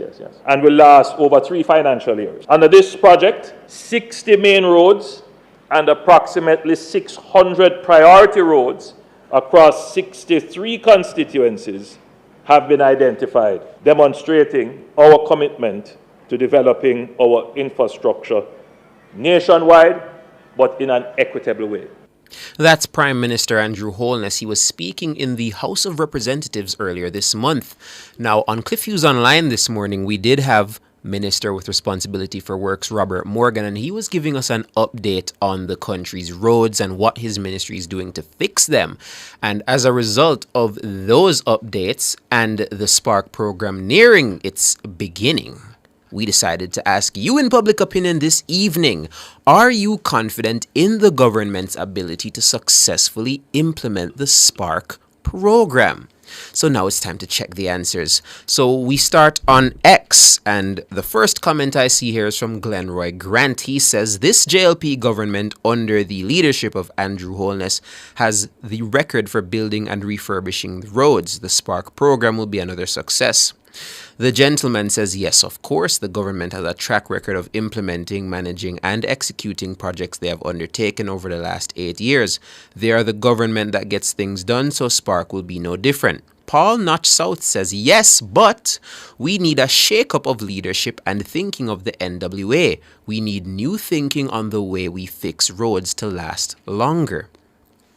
The truth is, says, yes, but I need a public statement from my PM addressing the pain points that will ensue. The project duration, the noise, the dust nuisance, traffic disruption, impact on local businesses, etc. If we've learned anything from St. Thomas and Portland road projects, it's that communication is important. Venetia Phillips is in our comment section, and she says, yes, this is a tried and proven government. This government has demonstrated that it can move things from the thought of impossibility to actually doing them effectively. K. Nats Hutchinson says, as long as the weather permits and they get through this everlastingly long procurement process, I'm confident it will be done because money isn't an issue this time around. What else we have here? Maybug says, why would there be a lack of confidence? The track record of getting things done is there, not in the pipeline, but actual progress. What else we have here? Anna says, Spark program or Spark plug. Never heard of that, but it doesn't have anything to do with lowering the electricity bill. Okay. Mrs. Green Pepper says they are a government of action, having started many initiatives and completed some. Therefore, I am confident. What else we have here? There we go. Paul Mulling says if the government can successfully handle COVID, they can handle this too. Graham Jervis says very confident. All right, so that's basically the basis of what we're seeing over on X, but will we see something different when we go over to Instagram? Let's find out. 49 comments on Instagram. Not sure, we're definitely not going to be able to get through all of them that quickly. So let's see what the folks are saying. Let's go through the top ones. We start with one Leprodan that says, no, the last budget was 45 billion short and they can't find it. Where are they going to find money for Spark? All right, Jet Slate says, yes, of course. Remember, this is the JLP government led by Dr. Andrew Holness. Fabless says, most definitely yes. I've seen vast improvement in this JLP government led by Andrew Holness, given the opportunity for a third term and fourth term in office. Malibu says, yes, they have proven themselves on different projects. Robert Gregory Luars says, yes, because this Andrew Holness administration is doing a good job. Champion Galpat4 says, no, because the funding is not enough. Chrissy Let's Go Frozen says, yes, the government took us through a whole pandemic safely. Tess Maria Ramirez says, yes, this government is serious about improving the community roads, and furthermore, the timeline of 2 years is realistic. Let's get Spark going. What else we have here? Facey Michael says, if they say they are going to do it, then they will find a way to do it. This government normally does the tough jobs that others are afraid to do. Steve Williams says, this shouldn't be a question. It will be done in a timely manner. Shower Chuck says, 1000%. Scolding Smith says absolutely. And Real OD7 says absolutely not. Marsha the Diva says no. Okay. What else do we have here? Janoy Antonio says yes. Ken Stepper says yes. Neville Robbie 7 says yes. 281 Harass Web says no. All right. So that's what we have over on Instagram. We're going to try Facebook, and then we're going to go to the YouTubers to see what they think. All right. So if we go over to Facebook, how many comments do we have? We have a grand total of... I don't know why it's taking so long to load. It doesn't normally do this. There we go. 46 people commented on Facebook. Can't go through all of them, but let's see what's at the top. I see Philip Jackson. He says the track record of achievement of this government is evidence that they are capable. All right. Princess Chamber says, do you know how long the roads need to fix? And they come near election when rain fall and pretending like they care. Elorita Mitchell says, yes, this government has undertaken extensive road repairs before 2017 to 2019. All right, what else we have here? Anthony Shake says, 100% confident that they'll get the job done. They have delivered on most of their promises. Jeffrey Clive says, Jamaica doesn't have the right trade personnel to work on roads. Just look on the carpet roads they have done. Total waste of taxpayers' money. George Elliott says, totally confident the $1.5 million tax threshold was implemented. Was implemented, although it was characterized as a budget buster. The resources have been identified and are awaiting an end to this rainy period. What else we have here? The funds are already earmarked, says Salome Paul, for the program, so nothing should prevent its implementation. As soon as weather conditions improve, it should be started. However, the NWA needs to ensure we get value for money from the contractors. Too many times roads are fixed and it's not done properly. Michael Johnson says, very confident this government is not a bag of mouth, but a bag of, well, he didn't say a bag of action, but he says, but a government of action. All right. What else we say? Melbu says, anything the builders say, we are work with. What else we have here? Yes, with confidence due to inclement weather, it's setting back now, but it will happen. All right.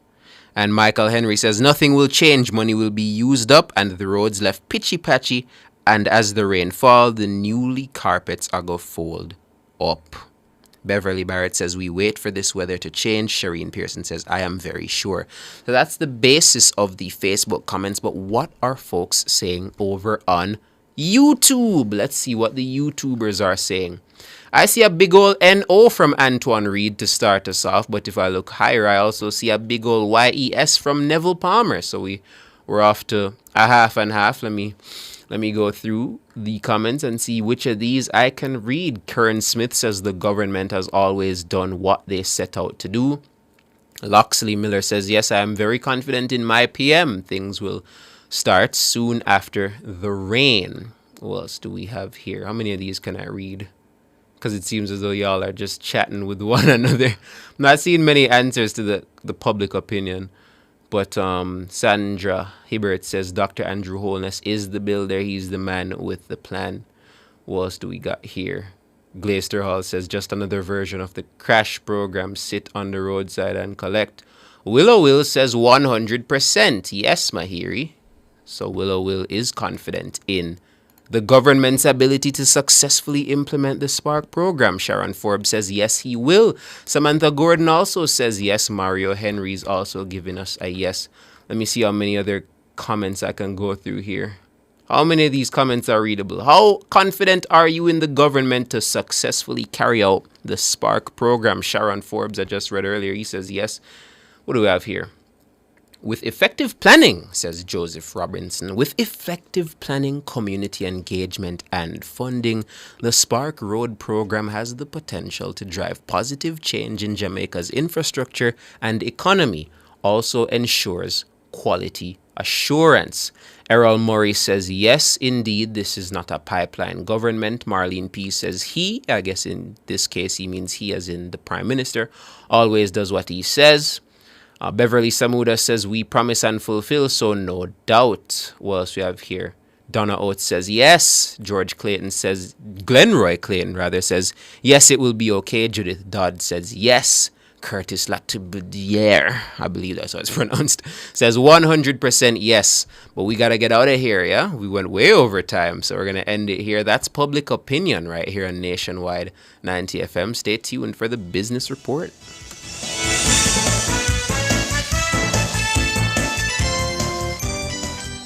Public Opinion was brought to you by Cleasing Industrial Supplies Limited, Industrial Automation and Control Solutions.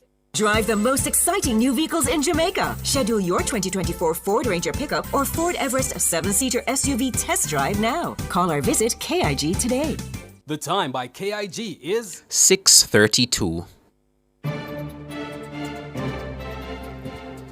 Hello, good evening, and welcome to Nationwide's Business Report. I'm Mahiri Stewart. A social media ban for children under 16 passed the Australian Senate Thursday and will soon become a world-first law. The law will make platforms including TikTok, Facebook, Snapchat, Reddit, X, and Instagram liable for fines of up to 50 million Australian dollars for systemic failures to prevent children younger than 16 from holding accounts. The Senate passed the bill 34 votes to 19. The House of Representatives on Wednesday overwhelmingly approved the legislation by 102 votes to 13. And finally, in the currency markets, at the close of trading today, it cost 158 Jamaican dollars and 24 cents to buy $1. It cost 198 Jamaican dollars and 92 cents to buy £1 British pound, and 113 Jamaican dollars and 75 cents to buy the Canadian dollar. That's the Business Report. I'm Mahiri Stewart. Good evening.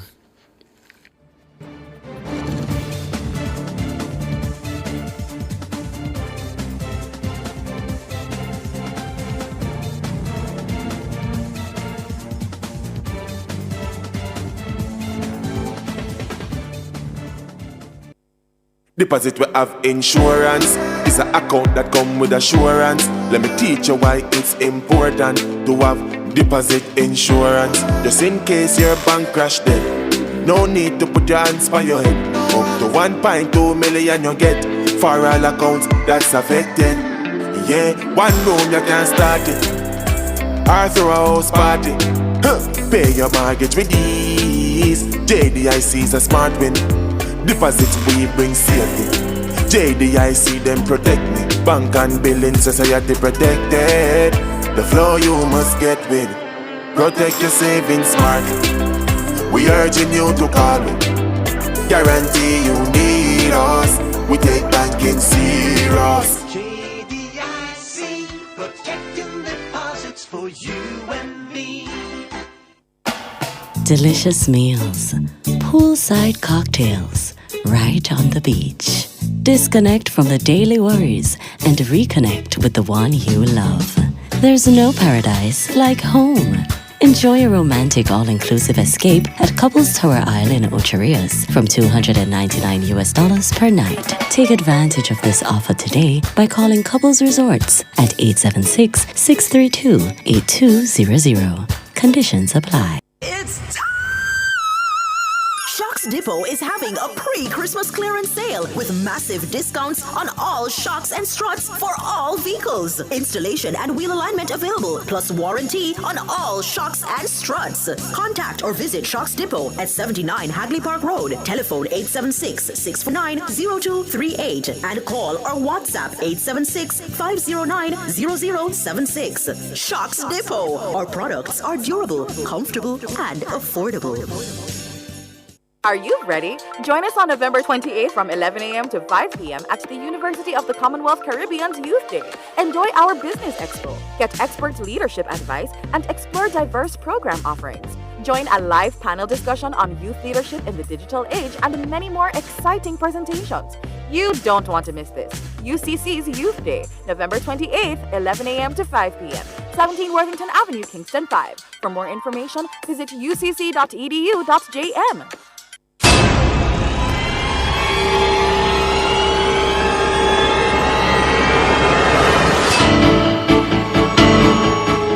If it's in the public's interest, it's the nation's business during Nationwide at 5. The nation's business.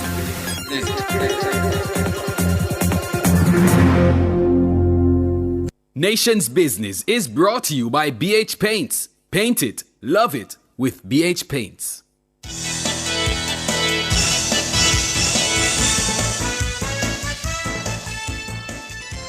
It is 6:37, listeners and viewers. It is time for the Nation's Business. I'm Siobhan Campbell. While I wait for my co-host, we are just going to press on. The Union of the Clerical and Administrative Employees, UCASE, is accusing the management of the Spectrum Management Authority, SMA, of victimizing some employees. UCASE General Secretary John Levy says since gaining bargaining rights at the SMA in September 2023, a number of employee contracts have not been renewed. Mr. Levy says UCASE has so far challenged the dismissal of 2 managers. However, those cases remain unresolved. Mr. Levy says workers are greatly concerned about the development. He says state officials have been ignoring calls for an end to the abuse of fixed-term contracts in government entities. Well, we're on hold waiting on Mr. Levy to join us. I understand we had him for a brief moment, but he dropped and we are now trying to get him back. Good afternoon, Mr. Levy. Can you hear me? Hello? Yes, I'm here, you know. Good afternoon. Or it's good evening. It is good evening, rather. Yes, that's correct. It's very dark, 6:30, but we push on. Well, it is closest to what we consider the winter, what we can consider the winter season. So, very shorter days.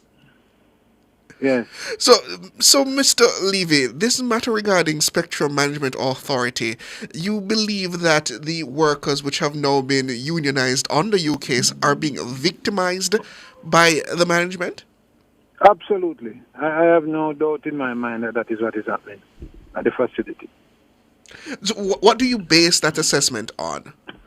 All right, so let us just back up a bit. So the Spectrum Management Authority, you know, is an entity that deals with the regulation of the sharing of the spectrum in terms of the bandwidth and the telephone, radio, etc. Yes. These are highly skilled professional people that have been with this organization for a number of years. Some of them maybe heading close to 20 years, etc. They would have been employed under what we consider to be fixed-term contracts for the most part, coming right up until about 2023 thereabout, when the whole exercise of the compensation review, etc., came on board. And they saw it fit to engage a bargaining agent, which is UCASE. And most of them at the time were on fixed-term contracts. The Ministry of Finance, as I understand it, gave the approval for these persons to be allowed the opportunity to go on permanent staff, what you call open-ended contracts. So most of the persons, quite a number of the persons would have opted for what you call permanent employment. Some of them did their own analysis and opted for continuation of the fixed-term arrangement. And some decided to switch from the fixed-term arrangement when the time came to permanent. We have a case in point where one member initially, a manager, one of the managers in a particular unit, was given a contract for renewal to sign. He was given the option of going on fixed term as against continuing, as against switching to permanent employment. He chose to continue on fixed term. And within 2 weeks of him accepting that contract, he was written to and told that the contract offer was withdrawn. A unionized member, a UCASE member, he was told that the contract offer is withdrawn. We ended up at the ministry after a threat of industrial action by the staff. We ended up at the Ministry of Labour with that matter. Our deputy chief delegate was also given a letter indicating the option to renew or fixed term or to go on permanent.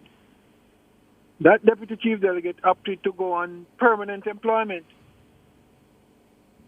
was the deputy chief delegate was written to a couple of days after getting that document to sign, which she had signed and accepted. That her contract was, the renewal was wrongfully issued to her, and it was withdrawn. And the company takes the position that they have no base, there is nothing that forces them to tell us the basis on which they are not renewing these contracts. Right? These persons are what I consider to be high scorers. They have been scoring, one of the persons have been between civil service and the spectrum management for nearly 20 years. One of them has been doing the spectrum management for 15 years. Their scores have always been in the 80s, 90s. And what we are seeing this time around is that even their scores are being interfered with by the management. After their supervisor who works with them, assesses them, and gives them a score of 90, 86, whatever those high scores were, those scores were interfered with in a most blatant manner. And then we are being told that the company has the sole right to determine whether these persons are employed or not with the Spectrum Management Authority. Their performance stands for nothing. Their ability to deliver, their record, their expectation stands for nothing. You're asking a question I wanted to come. Yes, Mr. Levy, you answered it partially, though, because I find it surprising. I understand, yes, that on a fixed-term contract, or as the contract comes to an end, you don't necessarily have to renew it, but at least, the very least, you are provided with a reasoning for the lack of renewal, and you're suggesting in none of these instances was such a reason provided.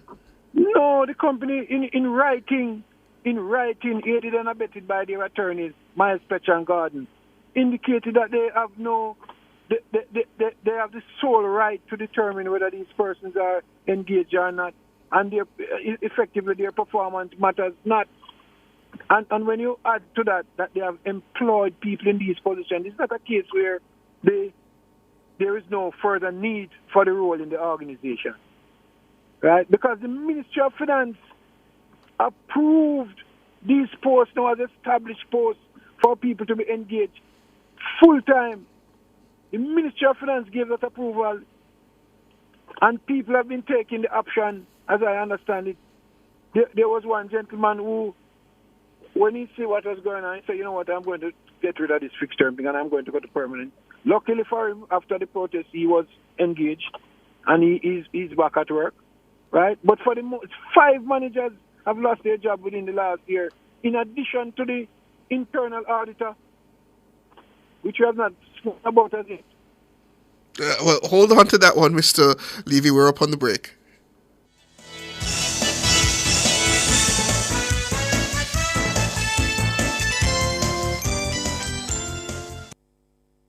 Payroll made simple and secure. Get automated with BizPay, an integrated payroll and HR solution powered by MC Systems. Contact them today. The time by MC Systems is 15 minutes to 7.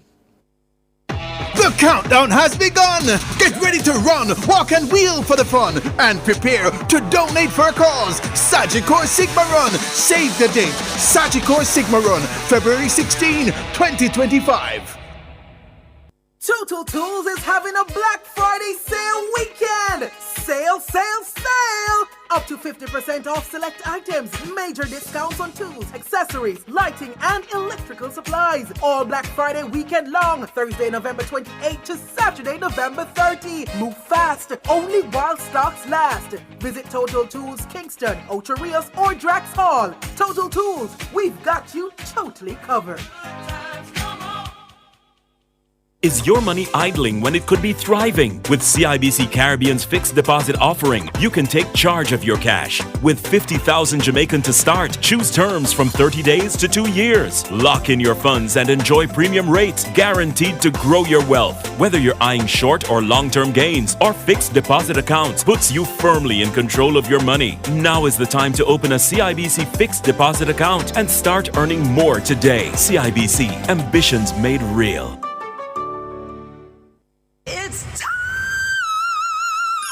Depot is having a pre-Christmas clearance sale with massive discounts on all shocks and struts for all vehicles. Installation and wheel alignment available, plus warranty on all shocks and struts. Contact or visit Shocks Depot at 79 Hagley Park Road. Telephone 876-649-0238 and call or WhatsApp 876-509-0076. Shocks Depot. Our products are durable, comfortable, and affordable. Are you ready to turn your sales and marketing skills into high earnings? Nationwide 90 FM is searching for business development executives to build lasting client relationships. If you have experience across all stages of the sales cycle and possess strong communication, negotiation, and time management skills with a proven sales track record, this opportunity is perfect for you. Join our team and work with the top corporate brands, media agencies, and of course, our on-air personalities. Enjoy networking opportunities, professional growth, and competitive commissions. Ready to take the next step? Send your resume to hr@nationwidenewsnetwork.com today.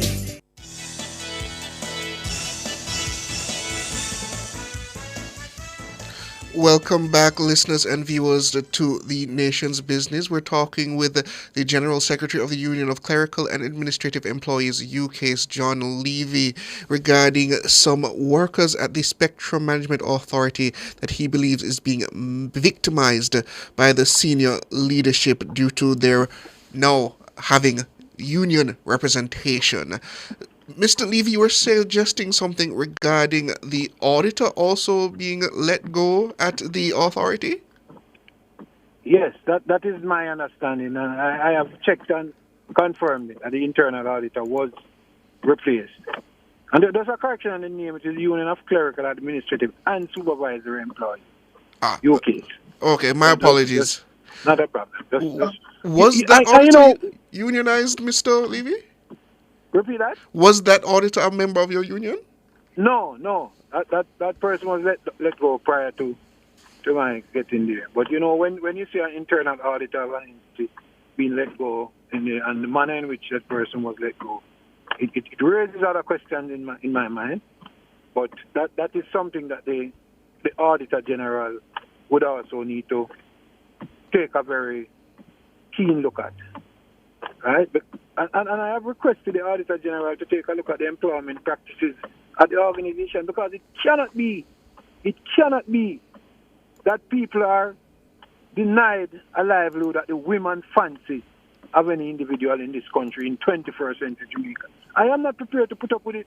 And the UCASE as a group, the tanker drivers, the technical people, the Petrojam people, the JPS people, all of us have been discussing this matter. And we are not prepared to continue with what is happening down at the Spectrum Management Authority.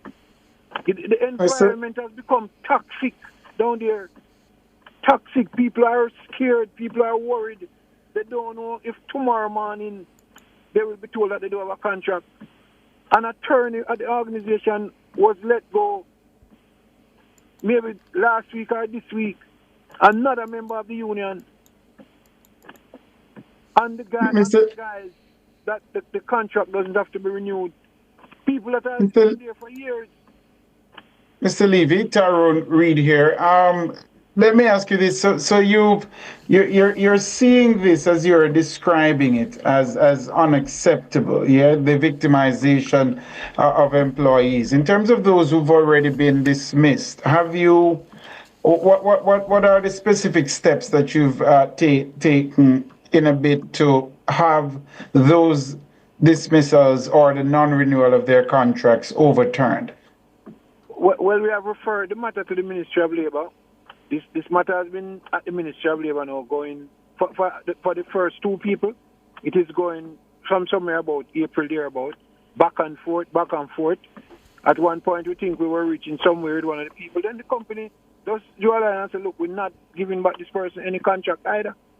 Right? So for months now, we've been back and forth at the Ministry of Labour, trying to find a solution.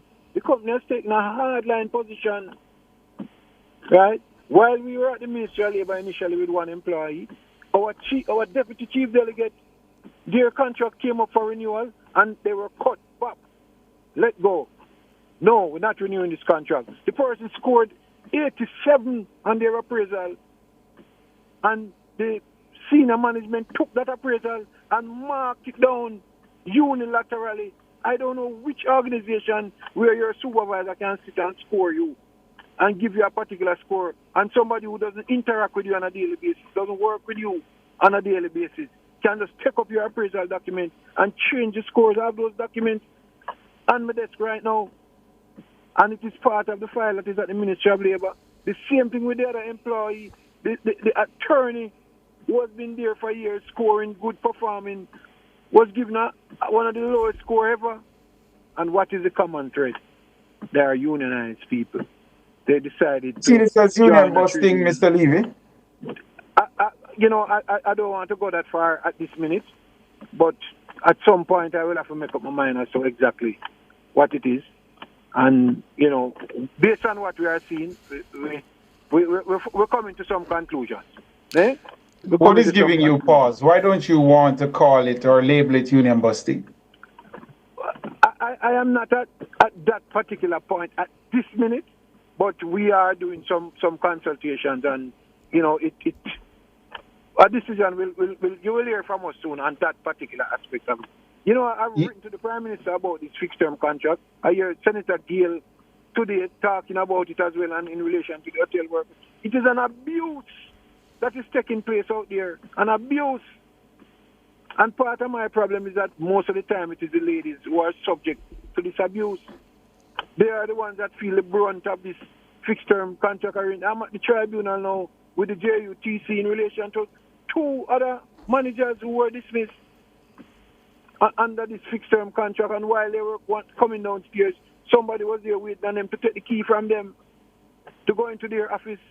What was their reason for dismissal? No reason. They got letters of commendation on their performance, and on the back of that, you terminate people, don't renew people's contract under the guise that you have the right not to renew those contracts without any rhyme or reason. We accept that. I'm telling you, it's going to cause serious problems. And the workers out there, what you call that spirit of togetherness, is growing. Which is where I wanted to go to, because you did mention that the workers that your group, your union represents in other state agencies, you're saying they are getting restive. Are you putting on the table that there might be industrial action from those groups that aren't related to the Spectrum Management Authority? There was a unit in Poland in Solidarity. That group, they took some actions, and it started part of the actions that led to the fall of the Berlin Wall. And, what we are seeing happening now, and the concerns that have been expressed from left, right, and center, the people from JPS, the people from Petrojam, Cement Company, all those entities have been saying to us, Mr. Levy, what is the union doing? Can we continue to sit down and watch our members' rights being trampled upon by individuals who have their own agenda? As I was indicating, I wrote to the Prime Minister. The Minister also... I heard an answer from you. I want you to come back to writing to the Prime Minister. Are you saying that the other workers are prepared to become restive in support of those who work with the Spectrum Management Authority, or used to? Absolutely. No doubt about that. No doubt about that. Would that be fair to those employers who might have better industrial relations at their companies? What I would ask those employers to do is to use moral suasion on this particular entity employer that they are quite familiar with, and to say to them, stop what you are doing. As my mother would say, break up your folly ground. Stop. How do? But they don't have any remit, any authority over them. How do you suppose that would be fair to the companies that have proper industrial relations with their workers? As I indicated to you, what we treat this as in these circumstances where people are abusing their power and their authority, solidarity comes into play. That is how we operate in the trade union movement. For fair and just reason, how long I've been at this?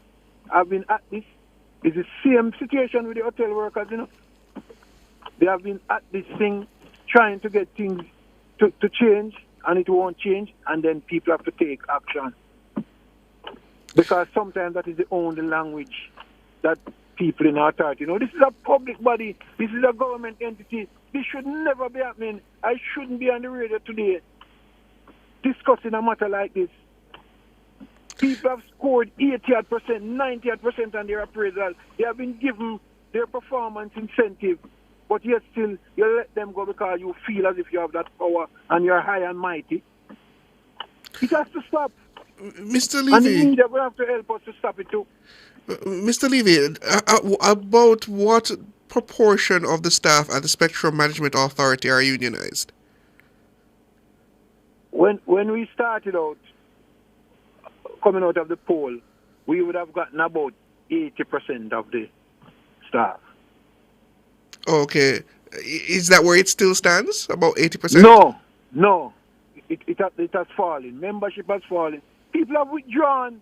And when you look at the notice of withdrawal, which is essentially a letter, it is the same language. It goes along the same route. And people have just gotten tight-lipped. And we're not stupid.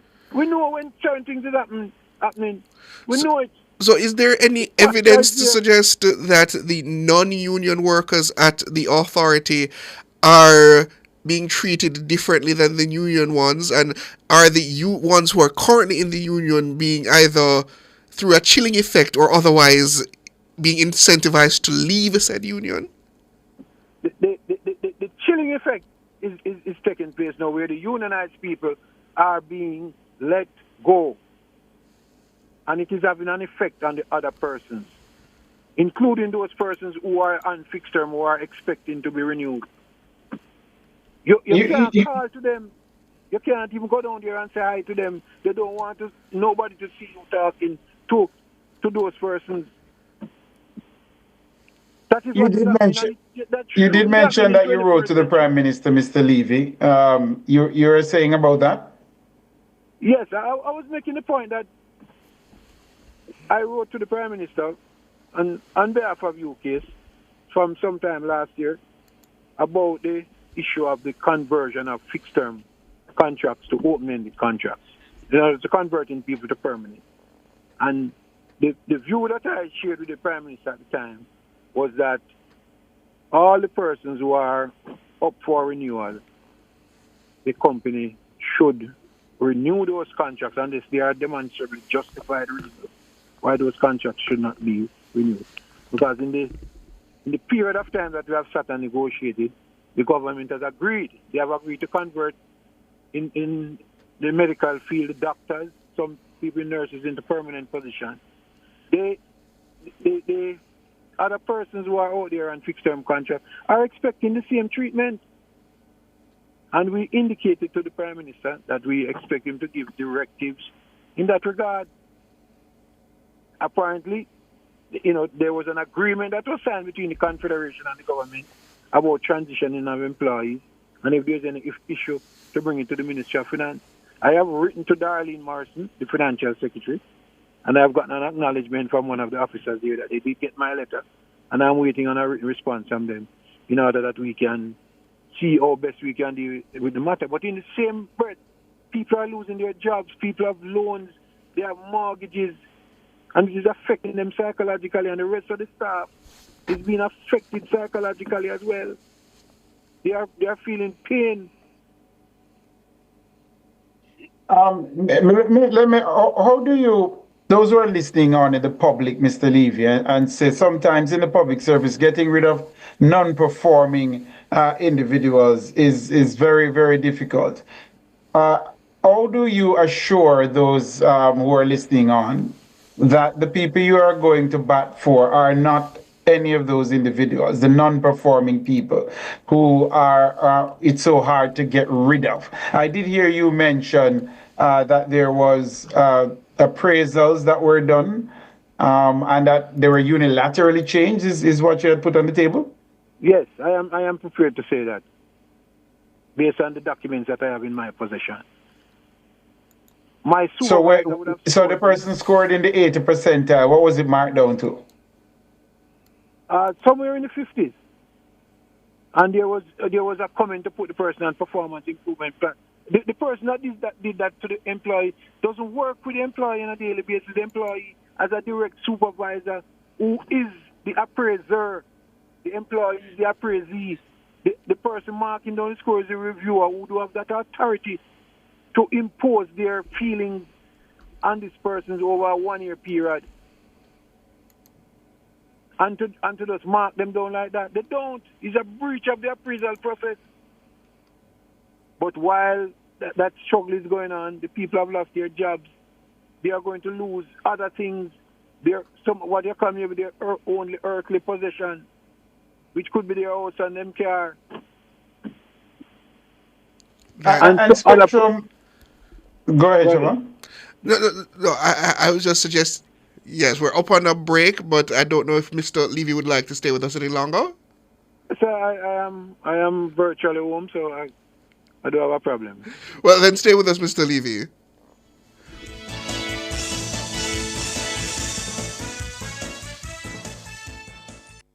GK1 now introduces third-party motor insurance from GK General Insurance. Download and log into the GK1 app, then select one of 3 affordable third-party options. The time by GK General Insurance is 7:03.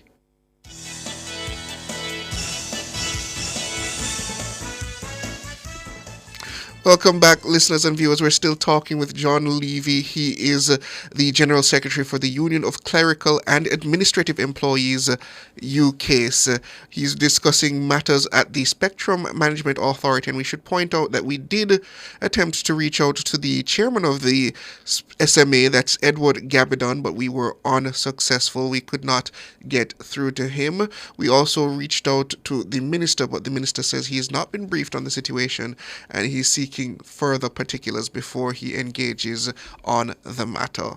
So, which is where I wanted to go next, Siobhan, with Mr. Levy, to see if he's appealed to the ministry to intervene in this matter.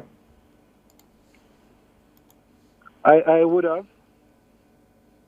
written to the ministry as well about this particular issue of the termination of the non-renewal of these contracts. And this thing, as I said, has been going on from somewhere around February, March. Right. Have you received a response from the ministry, Mr. Levy? My answer to that would be no. I have not gotten a response that deals with the matter. It has been, should I say, pushed off under the guise that it is the entity is run by a board and the ministry is limited in what it can do. And when the ministry said that, did you seek to engage with the board? Well, not with the board in and of itself, not with the board, but members of the board or a member of the board. Well, but have you formally written to the board as you did the ministry? No, I have not formally written to the board. I have not formally. And what would have caused you not to have done that, since the ministry pointed you to the board? Because of the result of what the initial response was from the board, from the officer from the board. I took the decision that, it doesn't going to change anything if we go to the board. And that is. You mean in writing? Do you have any of this in writing, or just you have made a verbal approach?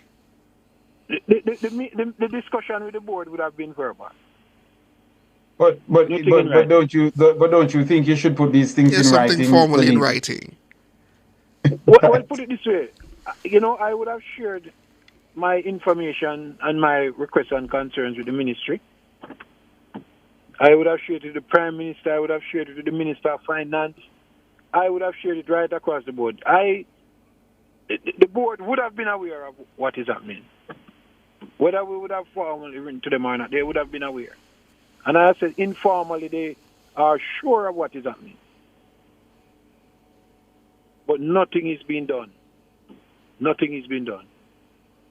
The workers have asked for the minister to come and to take a look. Not to interfere with anything, but to come to take a look at what is happening and to hear from them. And they still are open for the minister to hear from them.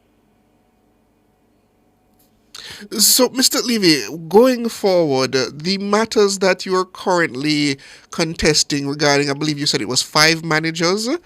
What is the No, status? well, 5 managers, but only 3 of them are UKs. Okay, so with the 3 managers, what is the status now of those cases? Well, 2 of them is at the Ministry of Labour from, as I said, from somewhere around first quarter to the second quarter of this year. And they are still there. I've been in touch with the Ministry back and forth. They're still waiting on legal advice from their people. And the other person that has been, their contract has not been renewed. The end date actually is Saturday. But they have written to the person already to tell them that their contract won't be renewed. And when Saturday comes, is that just the end of that matter?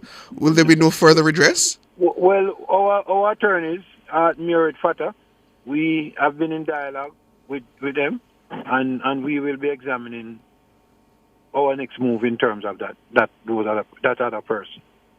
But there are a number of other persons whose contract are up for renewal, and they don't know if they are coming or going. Them heads swell when them come into the facility. They don't know what is happening. And normally, what the normal procedure used to be is that you would have notified the person 2-3 months before as to what the situation is. So at least them can go look another job within the 3-month window. So no notice is being given on any of these contracts not being renewed? Up to now.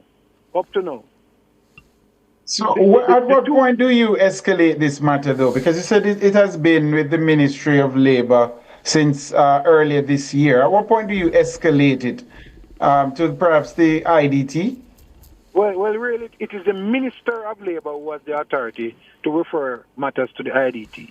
So if there's no solution at the Ministry of Labour, no what we call conciliation process takes place at the Ministry of Labour, they have introduced another step named pre-conciliation. Quite frankly, it's a waste of time, in my view.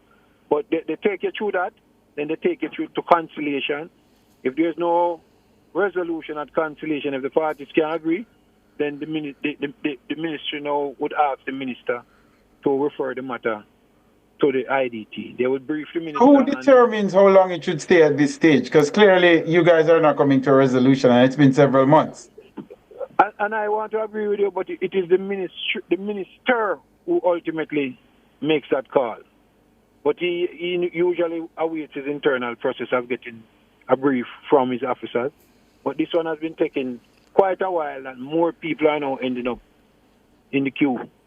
And as I said, it's getting out of hand right now, and we're not going to be able to continue with this for much longer. Something will have to be done.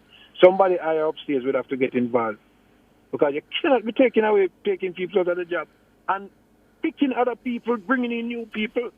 If people were not performing, there's a way to deal with non-performance.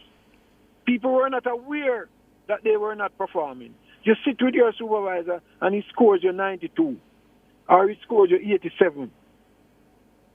Your expectation is that, as far as you're concerned, if there is a need for your role to continue in the organization, that you will be offered the opportunity to continue. The Ministry of Finance said these positions are permanent positions. The people can now opt to go on permanent employment.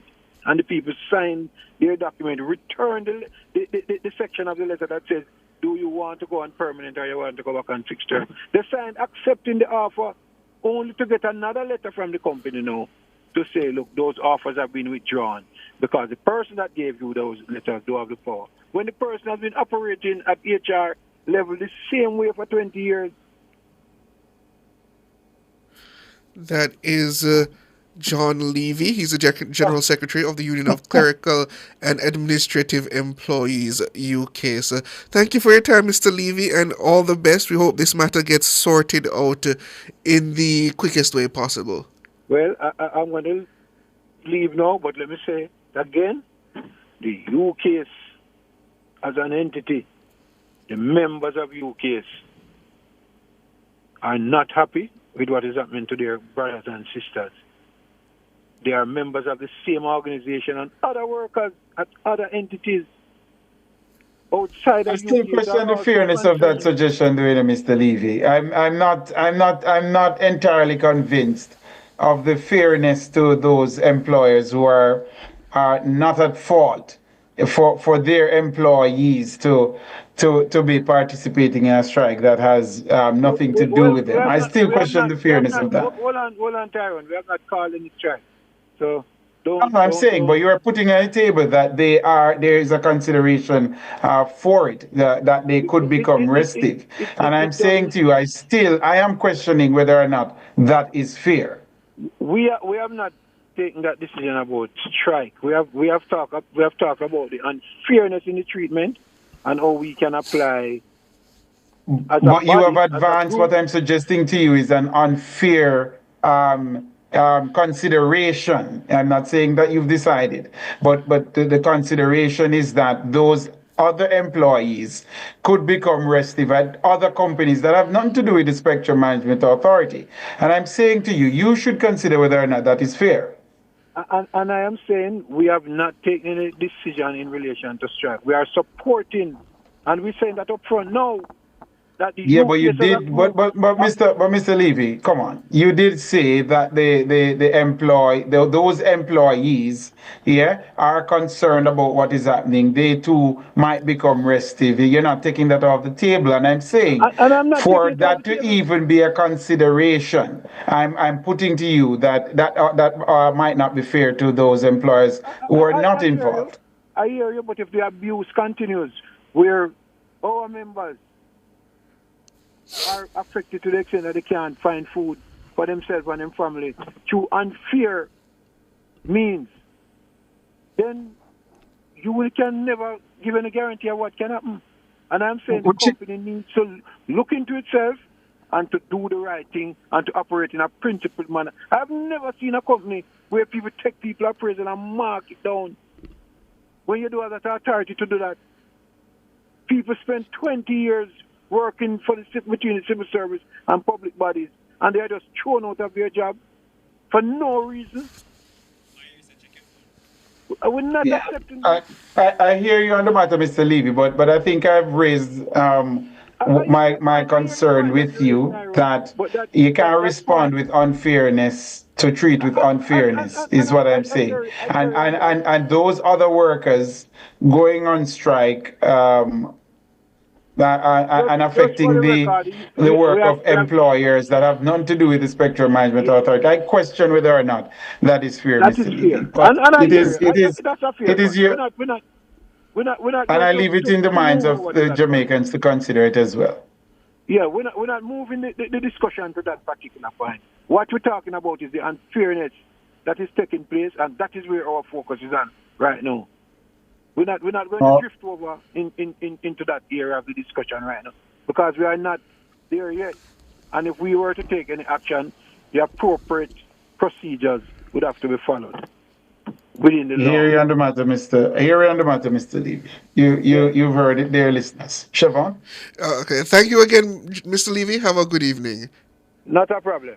Not a problem. Well, listeners, it's 7:15, 45 minutes left to go in the third and final hour, and we will take your calls. The numbers are 630-937-124 and 618-8255. Come chat with us after this little break.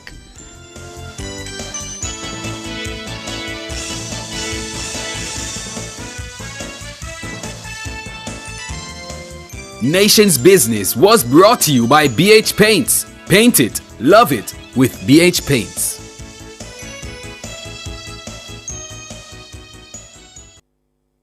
Get it all in one go. Download and sign up now. The time by the 1JN Passport app is 7:16. Outperform, outlast. With top performance. Jackhammer. Reliable, full stop, not comma. We have the expertise for drilling and demolition. We have the power tools for plumbers and electrician. Pan select tools, 3 parts and 3 repairs. 3 parts, 3 repairs. 2 to 3 years. Hilton, available at Delta Supply, 106 Hagley Park Road. Call us at 876-302-6111-4. Delta Supply, we service what we sell. The countdown has begun. Get ready to run, walk and wheel for the fun and prepare to donate for a cause. Sagicor Sigma Run. Save the date. Sagicor Sigma Run, February 16, 2025. Are you ready? Join us on November 28th from 11 a.m. to 5 p.m. at the University of the Commonwealth Caribbean's Youth Day. Enjoy our Business Expo, get expert leadership advice, and explore diverse program offerings. Join a live panel discussion on youth leadership in the digital age and many more exciting presentations. You don't want to miss this. UCC's Youth Day, November 28th, 11 a.m. to 5 p.m. 17 Worthington Avenue, Kingston 5. For more information, visit ucc.edu.jm.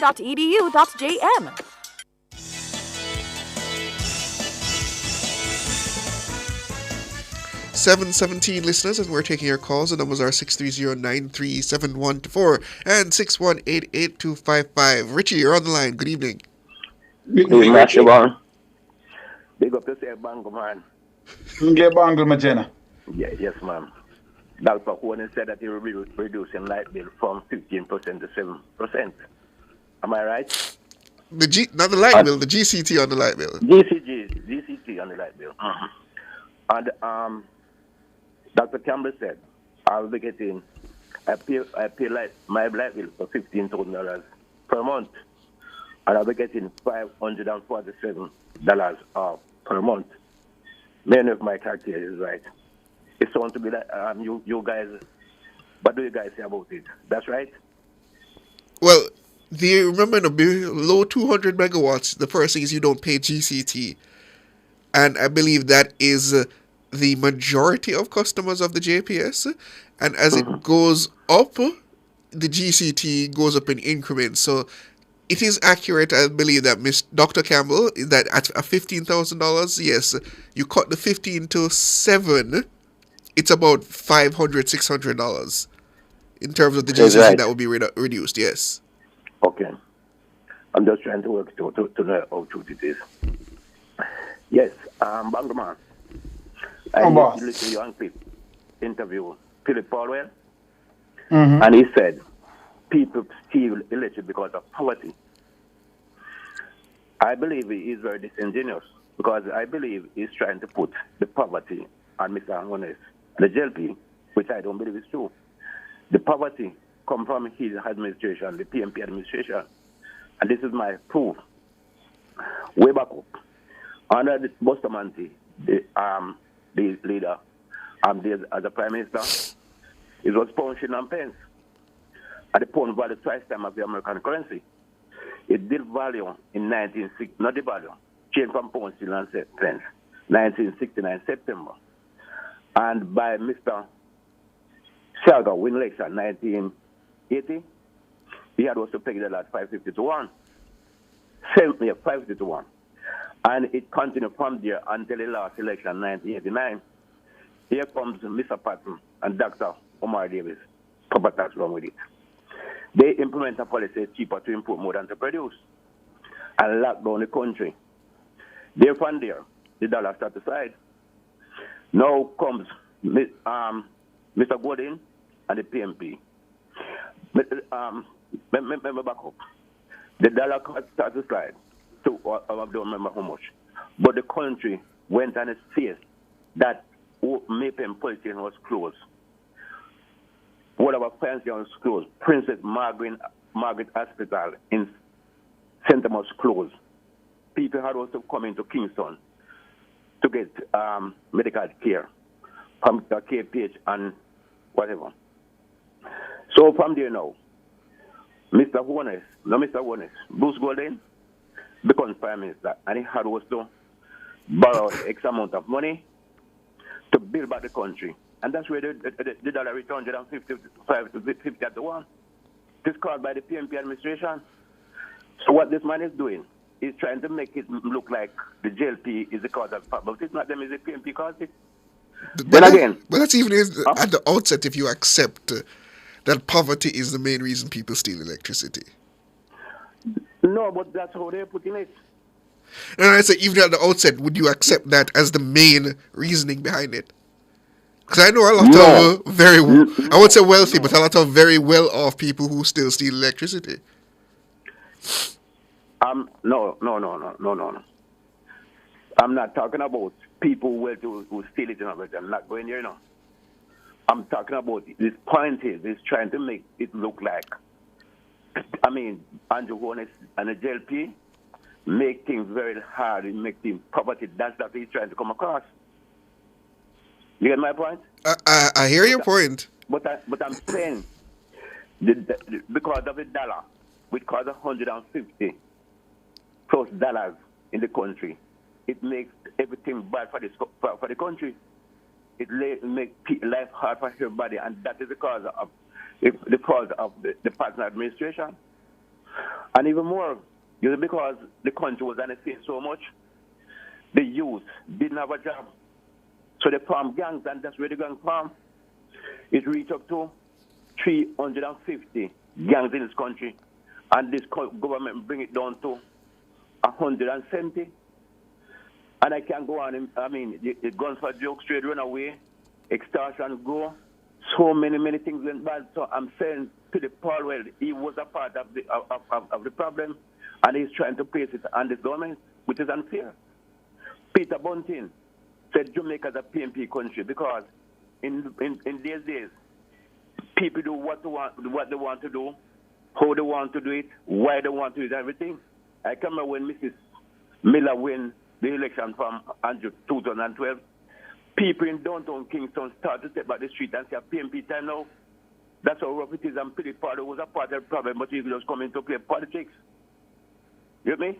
I hear you, Richie. I hear you. They are just trying to be a politician, trying to make everything look bad, and as Andrew wanted. And this man, you know what really hurt more than hard, brethren?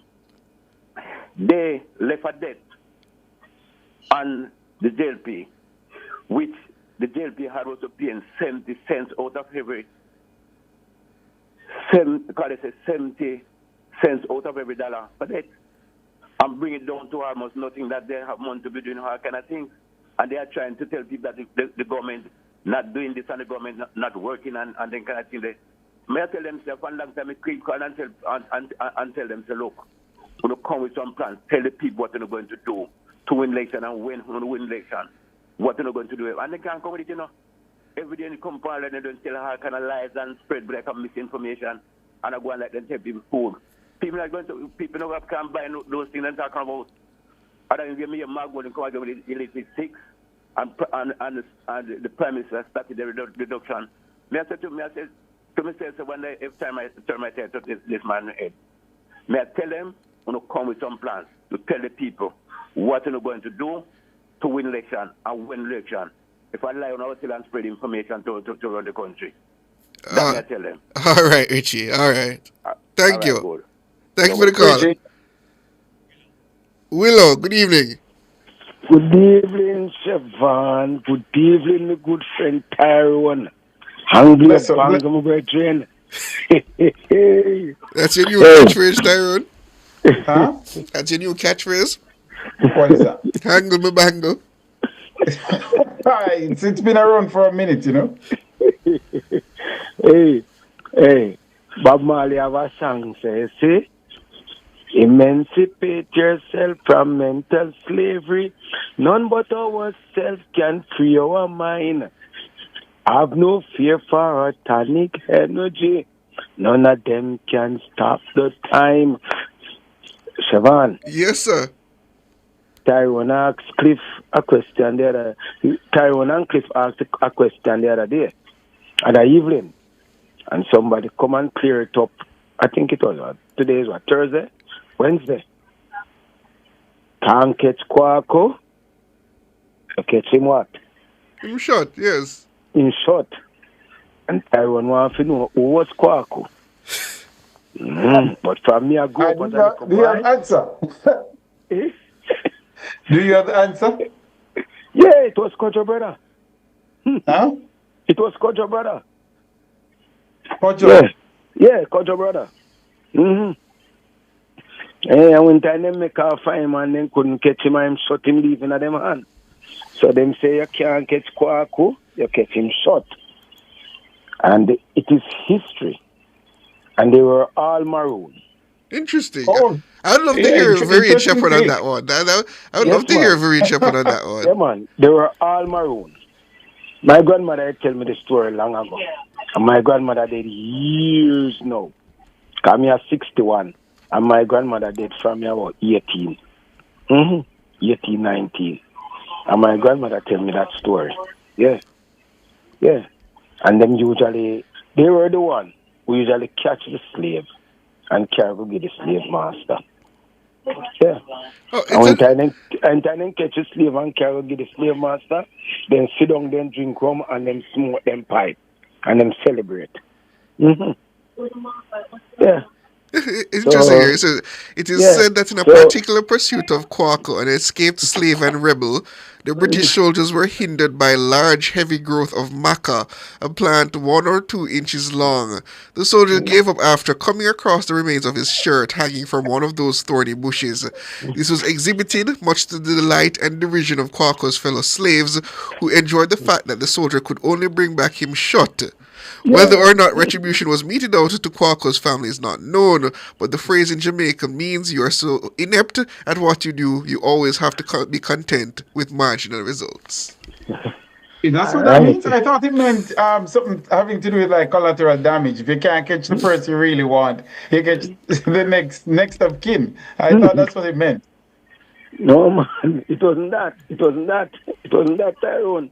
But Tyrone and Siobhan, there's a lesson in it now, that playing back out on us. It's playing back out on us today. And we have to be careful. We have to be careful. You notice who the Maroon run to now? Because the Maroon want back what they said is their land. That the British give them. Yes, they want back that land which the British give them. Because they don't claim that they are Jamaicans. They claim that the British give them land, and they have all these things that the British give them because of what they have done for the British. When our poor parents, they rape them, do all kind of thing with them. Because the Maroon capture them, carry them back, give them to the slave master, and the slave master do everything that they want to do with our poor parents. And if you notice who they got to know, they don't run to Andrew. I mean, I've always found it so interesting how much we revere the Maroons, considering that little bit of history. I've always struggled with it myself. But there's a question. But I wonder if it's just the reverence for the rebel, just that in and of itself. Siobhan, there's a question here for you and Tyrone. How does Nani and Kojo get hero when they didn't help the slave? They helped the slave master. So I don't think Kojo has gotten... Kojo is not a national hero. I think it's being suggested that he should become they didn't help. None of them didn't help. They didn't help the slave. They helped the slave master. It's one of those matters that have been debated, I suppose. Hello, Tyrone. We have to be careful. You notice the Maroon leader, who they go to? Mark Golden. But remember, there was also a group of Maroons at the GLP conference, so it's not like they're a monolithic group, you have different groupings. They go there, but they don't go for that reason, Siobhan. What the next one go for? Hello, let me tell you, Father God saying in the Bible, in the word of God, Tyrone, you know your Bible. Him say him take down king and him put up king, and him always put a wickeder king over us. Him always put a wickeder ruler over us. Bible says that? I would have to ask you that, Tyrone. Me say the Bible say it. Me not ask you a Bible person. Where does it say that? Where does it say that? Say they're going to put a wicked king over you? Yes, man. He must put a wicked king over Probably not in those words. Go back and read the Bible. From all the It's a kings big that book, you know, my Israel brother. get, because, you know, Tyrone. Remember, you know, God never want a king for Israel, you know. God never want a king for Israel. God was Israel king. And Israel followed the Eden nation and say them they want king, you know. And if you can read and go back to all the kings that Israel get, the one that come after Ahasuerus wicked and the one before. Manasseh ruled Israel for almost years, and Manasseh was one of the wickedest kings. Wickedest king. I put P.J. Patterson like Manasseh, you know. Because P.J. Patterson ruled Jamaica for 18 and a half years. And he was a wicked All right, man. Willow. Come on, Carl. All right, Willow. Let me give other people a chance. Let me give other people a chance, Willow. Thank you for the call. All right, Willow. Carl, good evening. Evelyn, Shabba, Evelyn. Pascal. Bless you. This gentleman is on to something, and he give me a lot to think over this weekend coming up concerning the Maroon. I never look at it how this gentleman say it like, well, I have to go and think over it properly over the weekend. But this man is on to something. Well, you never know that, Carl. No, the I agreement never between the British and the Accompong Maroons were that if a slave ran away, you brought them right back. I heard about it, but no, this gentleman have left me to think over something. But not that I on tonight. I have something which I want to discuss with you. I want to discuss concerning Mr. Mechi Seaga and the trade union president, Ms. Ellen Davis White. So I will start off with Ms. Ellen Davis White. She said Tuesday one of those days, and I think about it also before I decide to discuss it tonight. She have a problem with the government giving back something to the workers of Jamaica. She said it's a run with it program. I want to say something to Miss Ellen Davis White. She gets fair revenue from the workers of the country by our dues. And sometimes the same workers of the country, light bill cut off to Miss Ellen Davis White. Then light cut off because they can't pay it. So if the government will give them a break here for Miss Ellen Davis White, you shouldn't have a problem. There shouldn't be no problem because when your light bill, your light can't cut off because you collect your dues from them as the workers of the country. And you are right. So you see, the hypocrisy concerning those people where at the PMP 89 All Hope Road chaff is that them alone must eat boneless steak. But the others where work must stay in the chaff. Down at the bottom, they mustn't come out of the chaff. None at all. She is all right. It was like a fair light bill being paid. But the government are trying to give the people a little ease up, and she have a problem with it. But I wonder if one of those same workers or something they like cut off. Say 1 month or 2 months or say they not show the juice, so she get it how she would feel. Think about that. All right, Carl. But as Hold on, liquor. Want to get back to Mr. Seaga now. So Seaga, I met you Seaga. Keep yourself out of the fireside. This two of them going to fling far. No make none liquor in an election or come up stay far. So Seaga, you're in a Jamaica for years now. You know, just born yesterday. Holding call Jamaica people damn fool. You did not say nothing. In call Nigel Clark, what call it? Call him some black something. Black royalty? Royalty. Was it him or was it That was not Mark Bunting? Gold, that was Peter Bunting. We say one of them, Peter Bunting, Mr. Mechi Seaga never have nothing to say. Him relax. Well, Carl, you must stop calling defending foolishness now. How can you defend what Everett Warmington did? No, what Mr. Warmington did is perfectly correct, Tyrone. No, Carl. You If would you say believe that, that you're Carl. part of the problem. Tyrone, You would say that, Carl. Carl, if Because you you believe said that, you're you part of said the similar problem. things yourself. So I'm not Tyrone. shocked by your opinion. Tyrone. Carl, no, look here, Carl. I'm not going on this road with you. If you want to make your point, if you want to, but I'm telling you, if you believe that, you are part of the problem, Carl. No, I'm not a part of the problem. So what you're saying, in the 90s, I was a part of the problem? Carl, Are you was it saying that wrong to when me they now? did it to Mr. Siaga? And I think you and I have had this conversation before, Let Too me many let me times. ask you one more time. Was it wrong when they did it to Mr. Siaga? Yes. So why was are you wrong, trying to and it suggest is that wrong. it's right It now is- when they're doing Hold it to on, Mark Tyrone. Golding? Tyrone, Listen to yourself, the man. Tyrone, you hear all time people say, an eye for an eye. Carl, listen to yourself. You said it was wrong when they did it to Mr. Siaga. It can't be right now that they're doing it to Mark Golding. Stop allowing politics to blind you. It's not eye for an eye. You're allowing your politics to blind you. Tyrone, in this election, we have to square off. We have them go one, we have to square off with Carl, them. do you have another Not point? this Because this is really impatient of debate. Do you have another point you want to make? 'Cause Tyrone, okay, I then, all right. don't know that.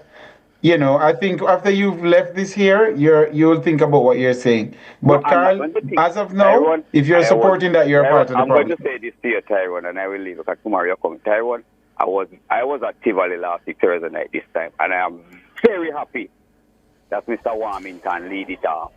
Very happy, and that's all I will say. Have a blessed night. That's Mr. Have a Warmington. good night, Carl. But I'm telling you, we every time we take 2 steps forward, it seems as if we take 2 steps backward. I just find it a little bit tedious, this constant need to say this side did it, so we should do it, and we have to hit back. Oh boy. Politics sometimes, man, it's just exhausting. Dennis, good evening. Evening, sir. How are you, sir? I'm good. Master. I have a suggestion and I have a question. When the PMP did the conference the other day, did the JP call a press conference the following day? 2 days after. Tuesday. The conference was... Wait, you said, did the JLP call a conference? I don't... Call a press conference? I don't believe so, no. Okay. Just wonder. I didn't hear it. The suggestion that I have, you see? Everybody talking about potholes. I don't know if any of you guys are the people at work agency. I think the couple of earthquakes that we had the other day, back to back, helped to mess up our roads, If you're going to ask, it didn't help. Huh? It didn't help. That's one thing. Between the rains and the constant tremors and earthquakes, it's not been a good couple months for the roadways at all. Yeah. If you're going to Arcade, there are 3 roads in there. If you go and look at those roads, you see the earth move up and down. Some part have high, some part drop down low. And Devon Road, right beside Devon House there were 2. I noticed 2 sinks was there, and them 2 sinks that drop out into deep potholes now on Devon Road. And those things came right after the earthquake. No, but I'll tell you something, Nicole. I was coming down Patrick Drive this morning, and I know that road was fixed not too long ago. I think it was 2023. And I had to say to the taxi driver, there is no road, because he's trying to swerve over into the right lane. But then there's a pothole in that lane too, and him trying to navigate between the 2 of them to get down the road. And I'm like, what has happened? Because I know that road was fixed not too long ago. The earthquake, I definitely think earthquake has played a really big part in our roads. Even the road that collapsed up in Stony, past Stony and go up there in the hills the other day. I think the earthquake had something to do with that. I don't think it's just rain alone, There's something that I thought there that the man at NWA can think about. Okay? All right. Well, as I said, I getting into contact with the NWA to do anything, it seems the only time you hear from Mr. Hunter is during those, I believe it's the PAAC meetings where every MP shows up to ask Mr. Hunter a question about when is my road being fixed. Yeah. That is when you have Mr. Hunter's rapt attention. Yeah. But I think the earthquake had a lot to do with what is happening on our roads. With the water now. Anyway, I'm gonna leave you guys to make some of this trial. And all right, my boss. Have a good one. One more thing, and the issue of this everybody talk about race thing and Mark Golden, and I remember I'm over 70, and I remember what they did to Edward Travel. And I didn't hear anybody crying out about it. Whatever it goes for the goose is good for the gander. That's all I'm gonna say about that issue. I don't know if I agree with that assessment, Dennis, but why not? To each his own. All right. I'm not old enough to remember that. I'm a 90s kid. And to the 90s coming up now, our politics has been relatively free of those kind of racial epithets. I don't know why we're going back to it now. I just don't. Yeah. I think nationwide and Clifford's program in the morning in need to have like a day, especially the way people come and talk about our issue of this country, where we're coming from, because I remember what the country was like in the 60s. You know that we used to assemble our own buses in this country? I know we had a very thriving early manufacturing industry that kind of went to the wayside. We used to assemble right where Tivoli Garden School is now. That's where they used to assemble the Jewish buses that used to run on our road. The only buses that came down here fully assembled were the one in 1967 for the Commonwealth Games. Okay? But you throw and go as far as to Rockall, Jewish bus.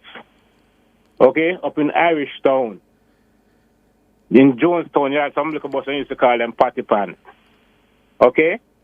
Okay. I'd like. All right, caller. Thank you so much. We appreciate it.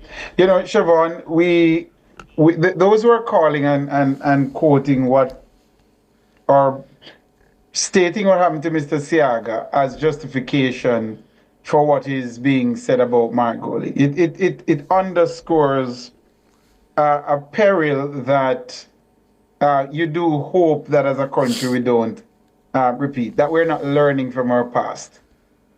That's what it says to me. If you're learning from your past, you're learning the wrong lesson. We're not learning from our past.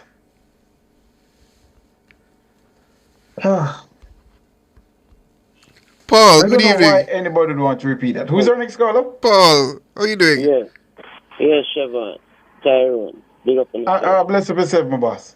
Anglia Bango. But hear this now. Anglia Bango, hear this now. This is Mr. Siaga or the previous caller. Yeah, him got them put him in the gutter. But one of them say never born, and I said, we met the tune of the 70s.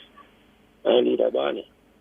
See? And I'm saying born, he born at Merck. And he came in when I was 3 months. So anyway, we renounce his citizenship and... What do you mean anyway? Are you suggesting that was appropriate? What? You mean the song? Yes. Or the treatment? Them. All right. You're Siobhan said the treatment, because the direction, they directed that song to Mr. Siaga. But anyway, let's move on. You see the road habilitation work? I heard a caller call this morning to Chris. She was about beautiful days old. And he said, what a kill killer in there a long time.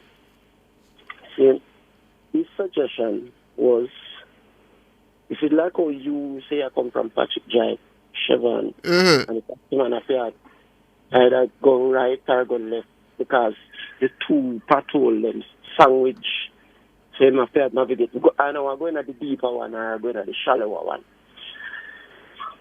Yeah, my suggestion with the Spark program now.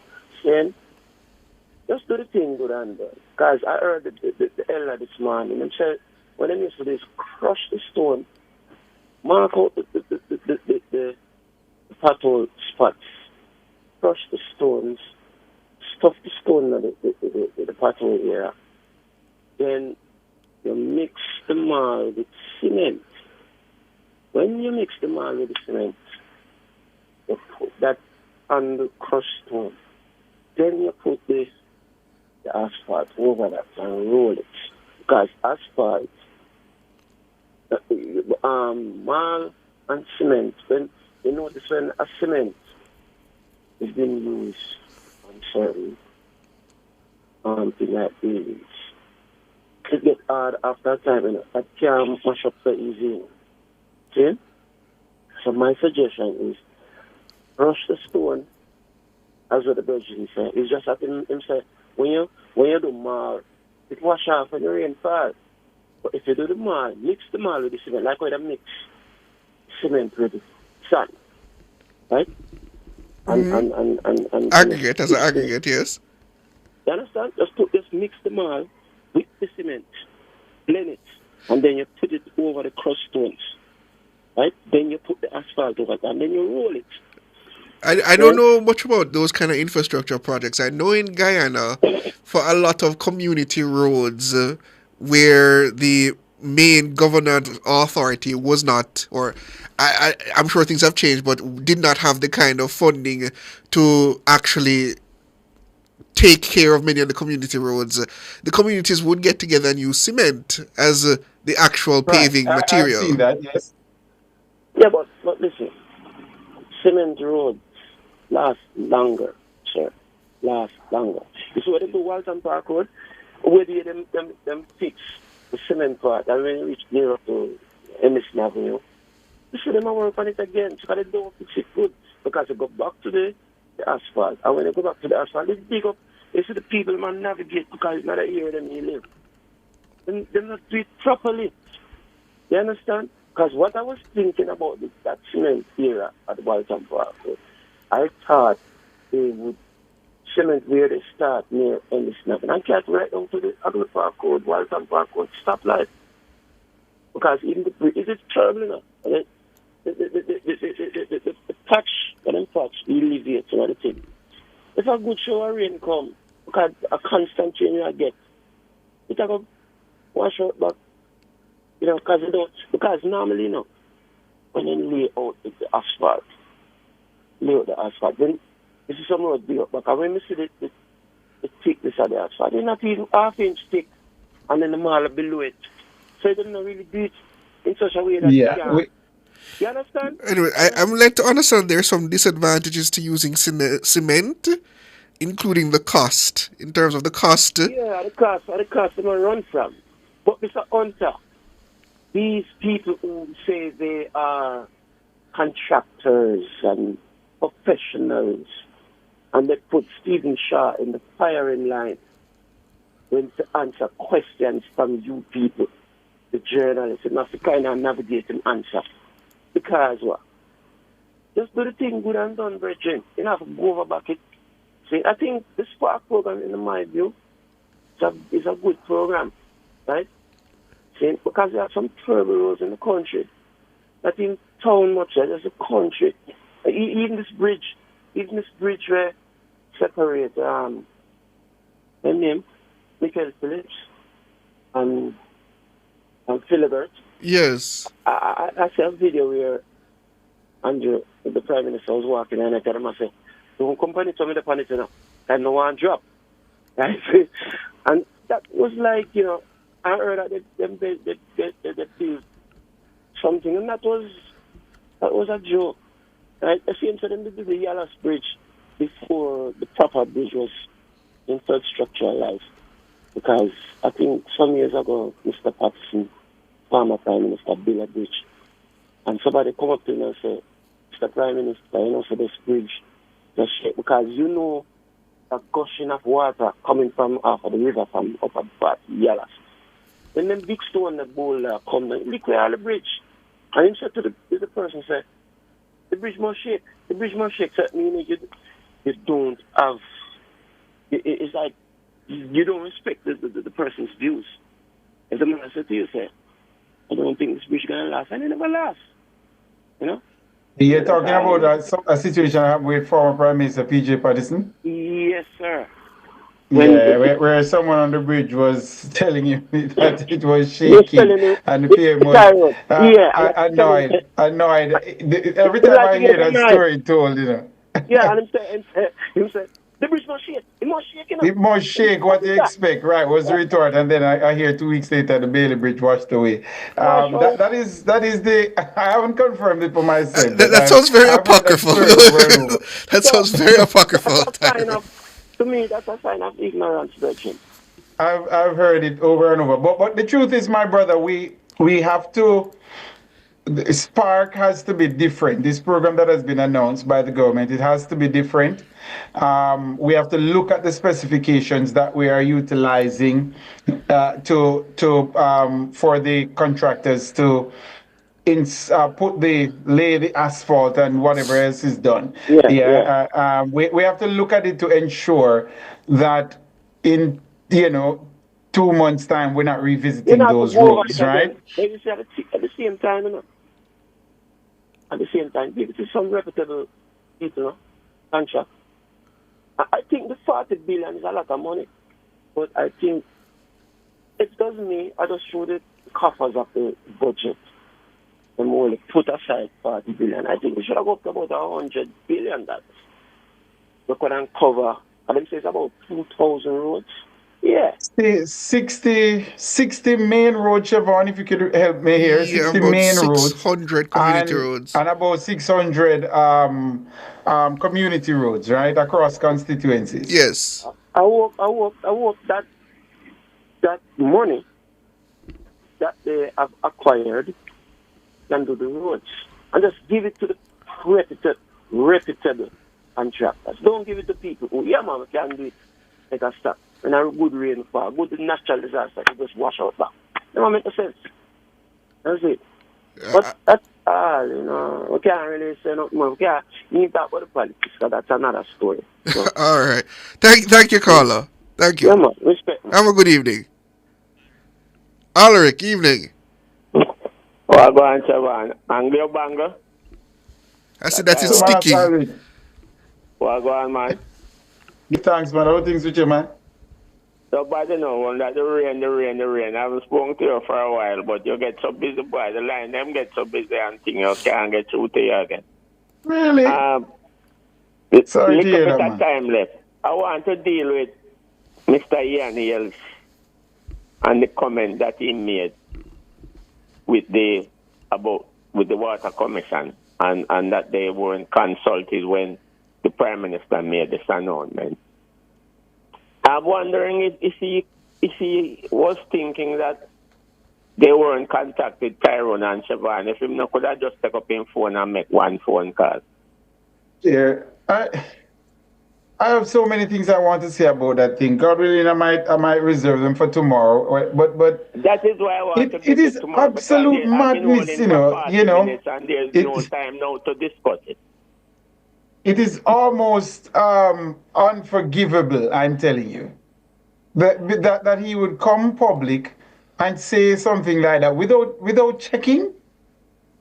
Tyrone, and he's the shadow spokesperson. And Siobhan, I've been holding for 40 minutes and I don't have the time. I'm going to try and get it tomorrow because I think what Mr. Siaga asked Warmington to do, he should also come out now and ask Ian Hills to do. And the leader of the opposition, they are always saying that the Prime Minister must rope in MPs them. The leader of the opposition should have had a strong word to say to Mr. Ian Hill, because them just make them look like them just want to spread propaganda. But Tyrone, tomorrow, I'll try to get to fully expound on it. I may have one other topic I want to discuss with you. The time short, as I say, I was holding for 40 minutes. And so you guys have a good evening. And Siobhan. Yes, sir. I am the unofficial spokesperson for the Anglia Bangle Jargon, but Tyrone now want to go a little thing to go full time tonight, man. You just know about that. A long time we run that, you know. Alric, for real, but we need to put it on a t-shirt, man. Yes, man. But Siobhan, now you never know. I'm always late to the party, as they would say. All right, guys. All right. Enjoy the afternoon, man. The night, or whatever you want. All right, man. Take care, man. Catch up tomorrow. All right, my boss. God willing. But I don't know. What is your read of that? When I saw it on Twitter at first, on X, I had to go to the NWC's website, Siobhan. A handle, I mean. I typed in NWC just to ensure that I can double check. Because I'm saying someone must have created this deep fake suggesting NWC is saying that the shadow minister lied. Now, no, I'm like, what? I mean, I was at the press conference when he said it, and and so much to the point, as I said, it seemed he said it with such confidence and with such certainty that one assumed he was telling the truth. Well, I don't know. Only to find out within, not even within days, within hours, that he was saying absolute nonsense. I don't know. It's not just like, how do you make a mistake like that? And my issue is, what are the implications for the governance that you are bringing to the table if you're prepared to be this unprepared and to say things that you've not verified? That is what I'm thinking about. Those are the implications that concern me. But I think someone said it to me privately that the hope is, and this is not me casting aspersions, the hope is that the untruth will go much farther than the truth before it catches up.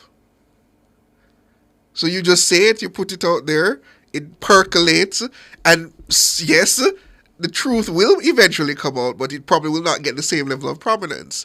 That is what an individual suggested to me was the tactic. Or I don't know, Siobhan. I'm telling you, it's just utterly. I don't know how you justify something like that. And how do you keep someone like that as a shadow spokesperson? I wasn't even considering that until I think Alric just said it just now. Do you keep someone like that as a shadow spokesperson who makes a claim like that the NWC is saying absolutely not true? Tyrone, in a normal course of what I would be considered a properly run country, I would say no. But in this day and age, sometimes I think the people only care about the effectiveness of what is said rather than the truthfulness of it. No, I tell you. Oh boy, more or none. Well, that's where we have to leave it, listeners, viewers. It is 7:58. We're wrapping up. Thanks to Andrew Glenn Anderson, our tech op, our super producer Dana Davey, my friends and compatriot in the news and production department, led by the capable Cara Powell. I am Siobhan Campbell. I'm Tyrone Reid. Good evening. Have a good evening.